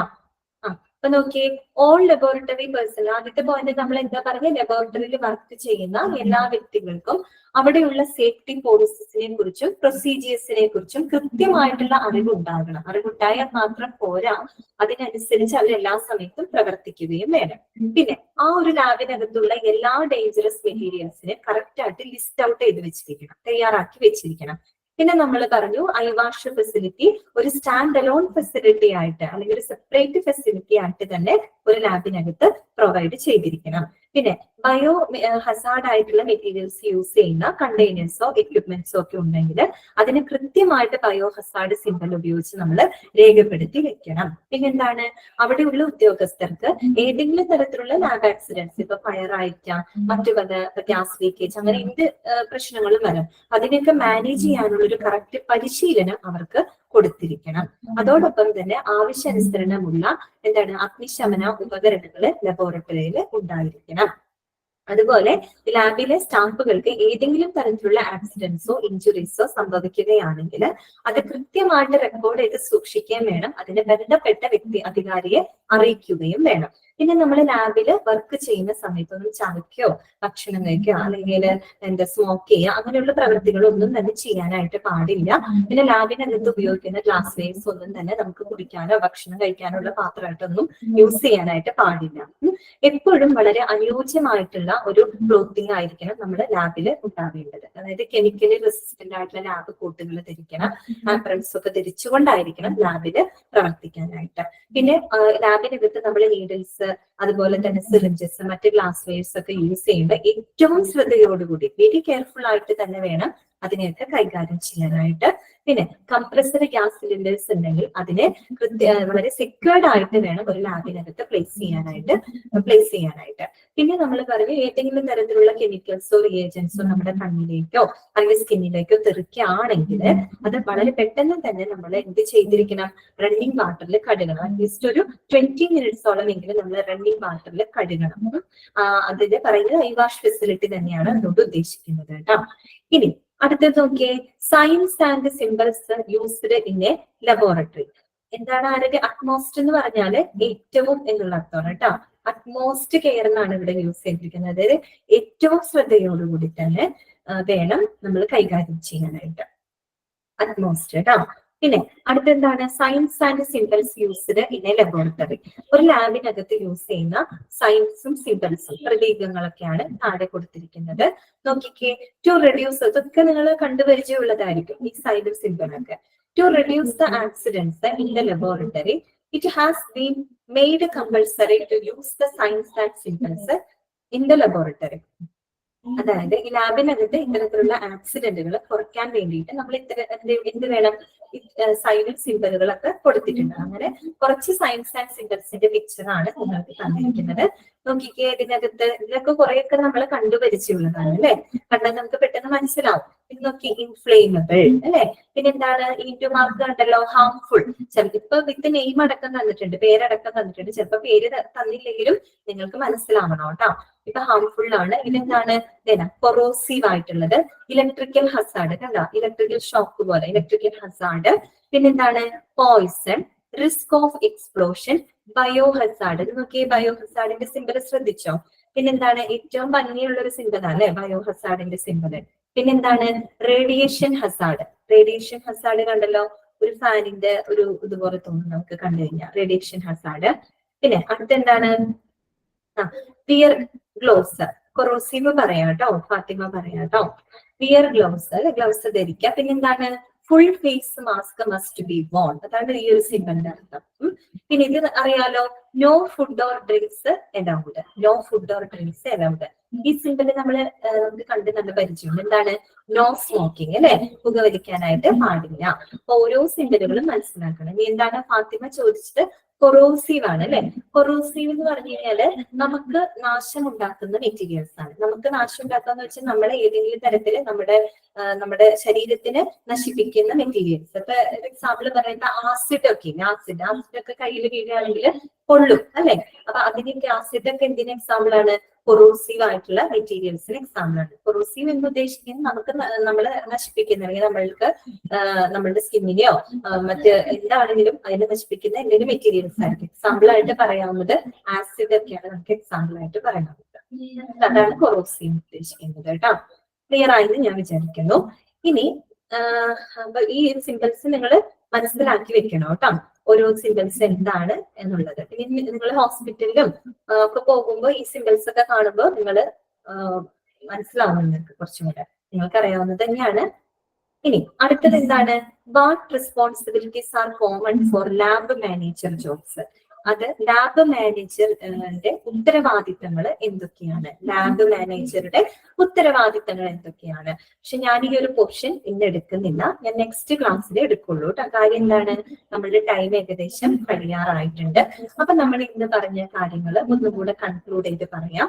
എന്നിട്ട് ഞാൻ പറയട്ടെ, ലാബ് മാനേജറുടെ റെസ്പോൺസിബിലിറ്റീസ് നമുക്ക് അടുത്ത ക്ലാസ്സിൽ എടുക്കാം കേട്ടോ. നമ്മൾ ബ്ലഡ് ബാങ്ക് പഠിച്ചപ്പോൾ ബ്ലഡ് ബാങ്ക് മാനേജറുടെ റെസ്പോൺസിബിലിറ്റി പഠിച്ചില്ലേ, അതുപോലെ തന്നെ ഇവിടെയും നമുക്കുണ്ട് കേട്ടോ. ലാബ് മാനേജറുടെ റെസ്പോൺസിബിലിറ്റി ആണ് അവിടെ പഠിക്കാനുള്ളത്. അത് മുഴുവൻ പറഞ്ഞു തീർക്കാനായിട്ട് പറ്റില്ല, അതുകൊണ്ടാണ് ഒത്തിരി പോയിന്റ്സ് ഉണ്ട് അതിനകത്ത്. അതിന്റെ ഏകദേശം ഒരു 20ഓളം പോയിന്റ്സ് വരുന്നുണ്ട്. അപ്പൊ ഇതെല്ലാം നമുക്ക് വിശദമായിട്ട് പറഞ്ഞു പോകാനുള്ളൊരു ടൈം കിട്ടില്ല കേട്ടോ. അതുകൊണ്ടാണ് നെക്സ്റ്റ് ക്ലാസ്സിൽ ഞാൻ എടുക്കാന്ന് പറഞ്ഞത്. പിന്നെ ഇന്ന് നമ്മൾ ക്ലാസ്സിൽ പറഞ്ഞത് ഒന്നും കൂടെ ഞാൻ കൺക്ലൂഡ് ചെയ്ത് പറയാം. ഇന്ന് നമ്മൾ ഫസ്റ്റ് പറഞ്ഞത് ലബോറട്ടറി റെക്കോർഡാണ്. ലബോറട്ടറി റെക്കോർഡുകൾ കൃത്യമായിട്ട് തന്നെ സ്റ്റോർ ചെയ്ത് വെക്കണം. അതൊന്നില്ലെങ്കിൽ നമുക്ക് ഫിസിക്കൽ കോപ്പീസ് ആയിട്ട് സ്റ്റോർ ചെയ്ത് വെക്കാം, അല്ലെങ്കിൽ electronically. That means LIS or HIS. LIS എന്ന് പറഞ്ഞാൽ ലബോറട്ടറി ഇൻഫർമേഷൻ സിസ്റ്റം ആണ്. HIS എന്ന് പറഞ്ഞാൽ ഹെൽത്ത് ഇൻഫർമേഷൻ സിസ്റ്റം ആണ് കേട്ടല്ലോ. പിന്നെ നമ്മൾ പറഞ്ഞ ലബോറട്ടറി റെക്കോർഡ്സിൽ ഉൾപ്പെടുന്നത് എന്തൊക്കെയാണ് ഒത്തിരി പറഞ്ഞു അല്ലെ. Request form, result copies of reports, instrument printouts, അങ്ങനെ ഒരു 10-16 എണ്ണത്തോളം നമ്മൾ പറഞ്ഞുള്ളൂ. അത് കൃത്യമായിട്ട് മനസ്സിലാക്കി വെക്കണം. പിന്നെ നമ്മൾ പറഞ്ഞത് ലബോറട്ടറിയിലെ സേഫ്റ്റിയെ കുറിച്ചാണ് പറഞ്ഞത്. ലബോറട്ടറിയുടെ സേഫ്റ്റി എന്ന് പറഞ്ഞത് അവരുടെ ഉദ്യോഗസ്ഥരുടെ സേഫ്റ്റിയിൽ മാത്രം ഒതുങ്ങുന്നതല്ല, പിന്നെ ഇതും കൂടെയാണ് ഒരു ലാബിന്റെ എൻവയോൺമെന്റിന്റെ കൂടെ പ്രൊട്ടക്ഷൻ ഉൾക്കൊള്ളുന്നതാണ് ലബോറട്ടറിയുടെ സേഫ്റ്റി എന്ന് പറയുന്നത്. പിന്നെ നമ്മൾ ലാബിൽ പൊതുവായിട്ട് എടുക്കുന്ന കുറച്ച് എന്താ പറയാ ജനറൽ സേഫ്റ്റി മെഷേഴ്സുകളൊക്കെ നമ്മൾ മനസ്സിലാക്കി. പിന്നെ സയൻസും സിമ്പിൾസും ഒക്കെ നമ്മൾ കണ്ടിരുന്നു. എൻവയോൺമെന്റിന്റെ മീനിങ് പരിസ്ഥിതി എന്നാണ് കേട്ടോ. ലാബിന്റെ എൻവയോൺമെന്റ് വെച്ചാൽ ലാബിന്റെ പരിസ്ഥിതി എന്നത്രേ ഉള്ളൂ. ക്ലിയർ ആയല്ലോ. അപ്പൊ ഞാനൊന്ന് അൺമ്യൂട്ട് ചെയ്യാണ്. പിന്നെ വേറൊരു കാര്യം കൂടെ ഞാൻ പറയാണ്. SOP ഫുൾ ഫോം എന്ന് പറയുന്നത് സ്റ്റാൻഡേർഡ് ഓപ്പറേറ്റിംഗ് പ്രൊസീജിയർ കേട്ടോ. സ്റ്റാൻഡേർഡ് ഓപ്പറേറ്റിംഗ് പ്രൊസീജിയർ നമ്മൾ കഴിഞ്ഞ ക്ലാസ്സിൽ പറഞ്ഞിരുന്നു കേട്ടോ. കഴിഞ്ഞ ക്ലാസ്സിൽ മിസ് ആയിട്ടുണ്ടാവും അല്ലെ, കഴിഞ്ഞ ക്ലാസ് കണ്ടിട്ടില്ല എന്ന് തോന്നുന്നു. SOP നമ്മൾ പറഞ്ഞിരുന്നു കേട്ടോ. സ്റ്റാൻഡേർഡ് ഓപ്പറേറ്റിംഗ് പ്രൊസീജിയർ ആണ്. ഇനി നെക്സ്റ്റ് ക്ലാസ്സിൽ വരുമ്പോൾ ഞാൻ ലാബ് മാനേജറുടെ റെസ്പോൺസിബിലിറ്റി നമ്മൾ പറയുന്നതായിരിക്കും. അതോടൊപ്പം തന്നെ പുതിയൊരു ചാപ്റ്റർ നമ്മൾ സ്റ്റാർട്ട് ചെയ്യും കേട്ടോ. ആ ചാപ്റ്റർ നിങ്ങൾ നോട്ട് ചെയ്ത് വെച്ചോളൂ. ഡയറ്ററി സർവീസസ് എന്ന് പറയുന്ന ഒരു പുതിയ ചാപ്റ്ററും കൂടെ അടുത്ത ക്ലാസ്സിൽ നമുക്ക് തുടങ്ങാം കേട്ടോ. ഡയറ്ററി സർവീസസ് എനിക്ക് തോന്നുന്നു ചാപ്റ്റർ നമ്പർ 23 ആണ് കേട്ടോ. ചാപ്റ്റർ നമ്പർ എത്രയാണ്? 23 ആണ് കേട്ടോ. ഡയറ്ററി സർവീസ് അത് എടുത്തു വെച്ചോളൂ നിങ്ങൾ. അപ്പൊ ഇന്നത്തെ ക്ലാസ് നിങ്ങൾക്ക് ക്ലിയർ ആയെന്ന് ഞാൻ വിചാരിക്കുന്നു. ഞാനൊന്ന് അൺമ്യൂട്ട് ചെയ്തിട്ട് എന്തെങ്കിലും ഡൗട്ട്സ് ഉണ്ടെങ്കിൽ ചോദിച്ചോ. ചോദിച്ചോളൂ. എന്തെങ്കിലും ഡൗട്ട്സ് ഉണ്ടോ നിങ്ങൾക്ക് ഇന്നത്തെ ക്ലാസ്സിൽ? ചോദിച്ചോളൂ. ഡൗട്ട്സ് ഇല്ലല്ലോ? നിങ്ങൾ സമയം കിട്ടുന്നത് ടൈം മാനേജ് ചെയ്തിട്ട് വായിക്കണം കേട്ടോ. അല്ലെങ്കിൽ ലൈവ് ക്ലാസ് കാണാൻ പറ്റാത്ത ആളുകളുണ്ടെങ്കിൽ റെക്കോർഡഡ് ക്ലാസ് കാണണം. പറഞ്ഞോ മാളവിക, പറഞ്ഞോ.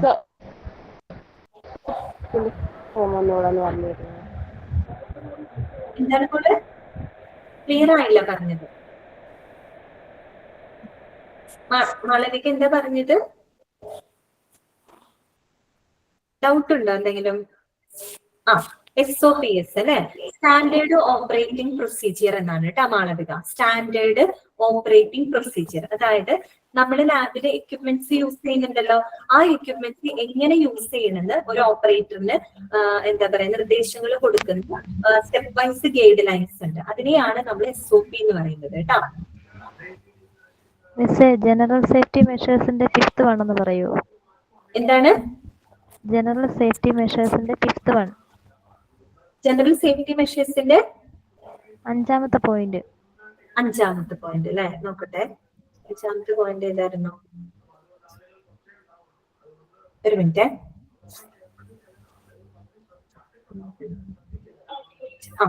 ഓക്കെ, 5th പോയിന്റ് എന്തായിരുന്നു? ലബോറട്ടറി പേഴ്സണൽ, അതല്ലേ? Laboratory personnel completely trained in managing fire and non fire emergency, large spillage, gas leakage etcetera. അതായത് ലബോറട്ടറിയിലെ പേഴ്സണൽ എന്ന് വെച്ചാൽ എന്താണ്? ലബോറട്ടറിയിൽ പ്രവർത്തിക്കുന്ന സ്റ്റാഫുകൾ, അവിടുത്തെ ഉദ്യോഗസ്ഥര്, അവർക്ക് എന്തുണ്ടായിരിക്കണം? ഈ ഫയർ, ഈ തീപിടുത്തമൊക്കെ ഉണ്ടായിക്കഴിഞ്ഞാൽ അതിനൊക്കെ മാനേജ് ചെയ്യാനുള്ള കൃത്യമായിട്ടുള്ള പരിശീലനങ്ങൾ അവർക്ക് ഉണ്ടായിരിക്കണം. ഫയറിന്റെ കാര്യം മാത്രമല്ല, നോൺ ഫയർ ആയിട്ടുള്ള എമർജൻസീസ്, ഇപ്പൊ തീപിടുത്തം അല്ലാതെ മറ്റു പല എമർജൻസി സിറ്റുവേഷൻസ് ഉണ്ടായിരിക്കാം. അപ്പൊ അതിനെയൊക്കെ കൃത്യമായിട്ട് കൈകാര്യം ചെയ്യാനുള്ള പരിശീലനം അവർക്ക് കൊടുത്തിട്ടുണ്ടായിരിക്കണം, അവർക്ക് ലഭ്യമാക്കിയിരിക്കണം. അതാണ് പറഞ്ഞത്. ഇപ്പൊ ലാർജ് സ്പില്ലേജ്, ഗ്യാസ് ലീക്കേജ്, ഇപ്പൊ വാതക ചോർച്ചകളൊക്കെ ഉണ്ടായേക്കാം. അപ്പൊ അതൊക്കെ എന്താണ്? പലതരത്തിലുള്ള എമർജൻസി സിറ്റുവേഷൻസ് ആണ്. അപ്പൊ അതൊക്കെ ഹാൻഡിൽ ചെയ്യാനുള്ള കൃത്യമായിട്ടുള്ള പരിശീലനം അവർക്ക് കൊടുത്തിരിക്കണം. അതാണ് കേട്ടോ അത് ഉദ്ദേശിക്കുന്നത്. ക്ലിയർ ആയോ? അപ്പൊ ഇന്നത്തെ ക്ലാസ് നിങ്ങൾക്ക് ക്ലിയർ ആയെന്ന് ഞാൻ വിചാരിക്കുന്നു. അപ്പൊ എന്റെ ഇന്നത്തെ സെഷൻ അവസാനിക്കുകയാണ്. നെക്സ്റ്റ് സെഷനിൽ നമ്മൾ ലാബ് മാനേജറുടെ റെസ്പോൺസിബിലിറ്റി പറയും. അതോടുകൂടി ഈ ചാപ്റ്റർ അവസാനിക്കും കേട്ടോ. പിന്നെ നമ്മൾ നെക്സ്റ്റ് ചാപ്റ്റർ തുടങ്ങും, അത് ഡയറ്ററി സർവീസസ് ആണ്. അപ്പൊ നിങ്ങൾ ആരും ലീവ് ചെയ്യേണ്ട, നെക്സ്റ്റ് ക്ലാസ് വരികയാണ്. പുതിയൊരു മിസ്സാണ് കേട്ടോ വരുന്നത്. അപ്പൊ ഓക്കെ, അപ്പൊ എല്ലാവരും ഹാപ്പി ആയിട്ടിരിക്കുക. Thank you.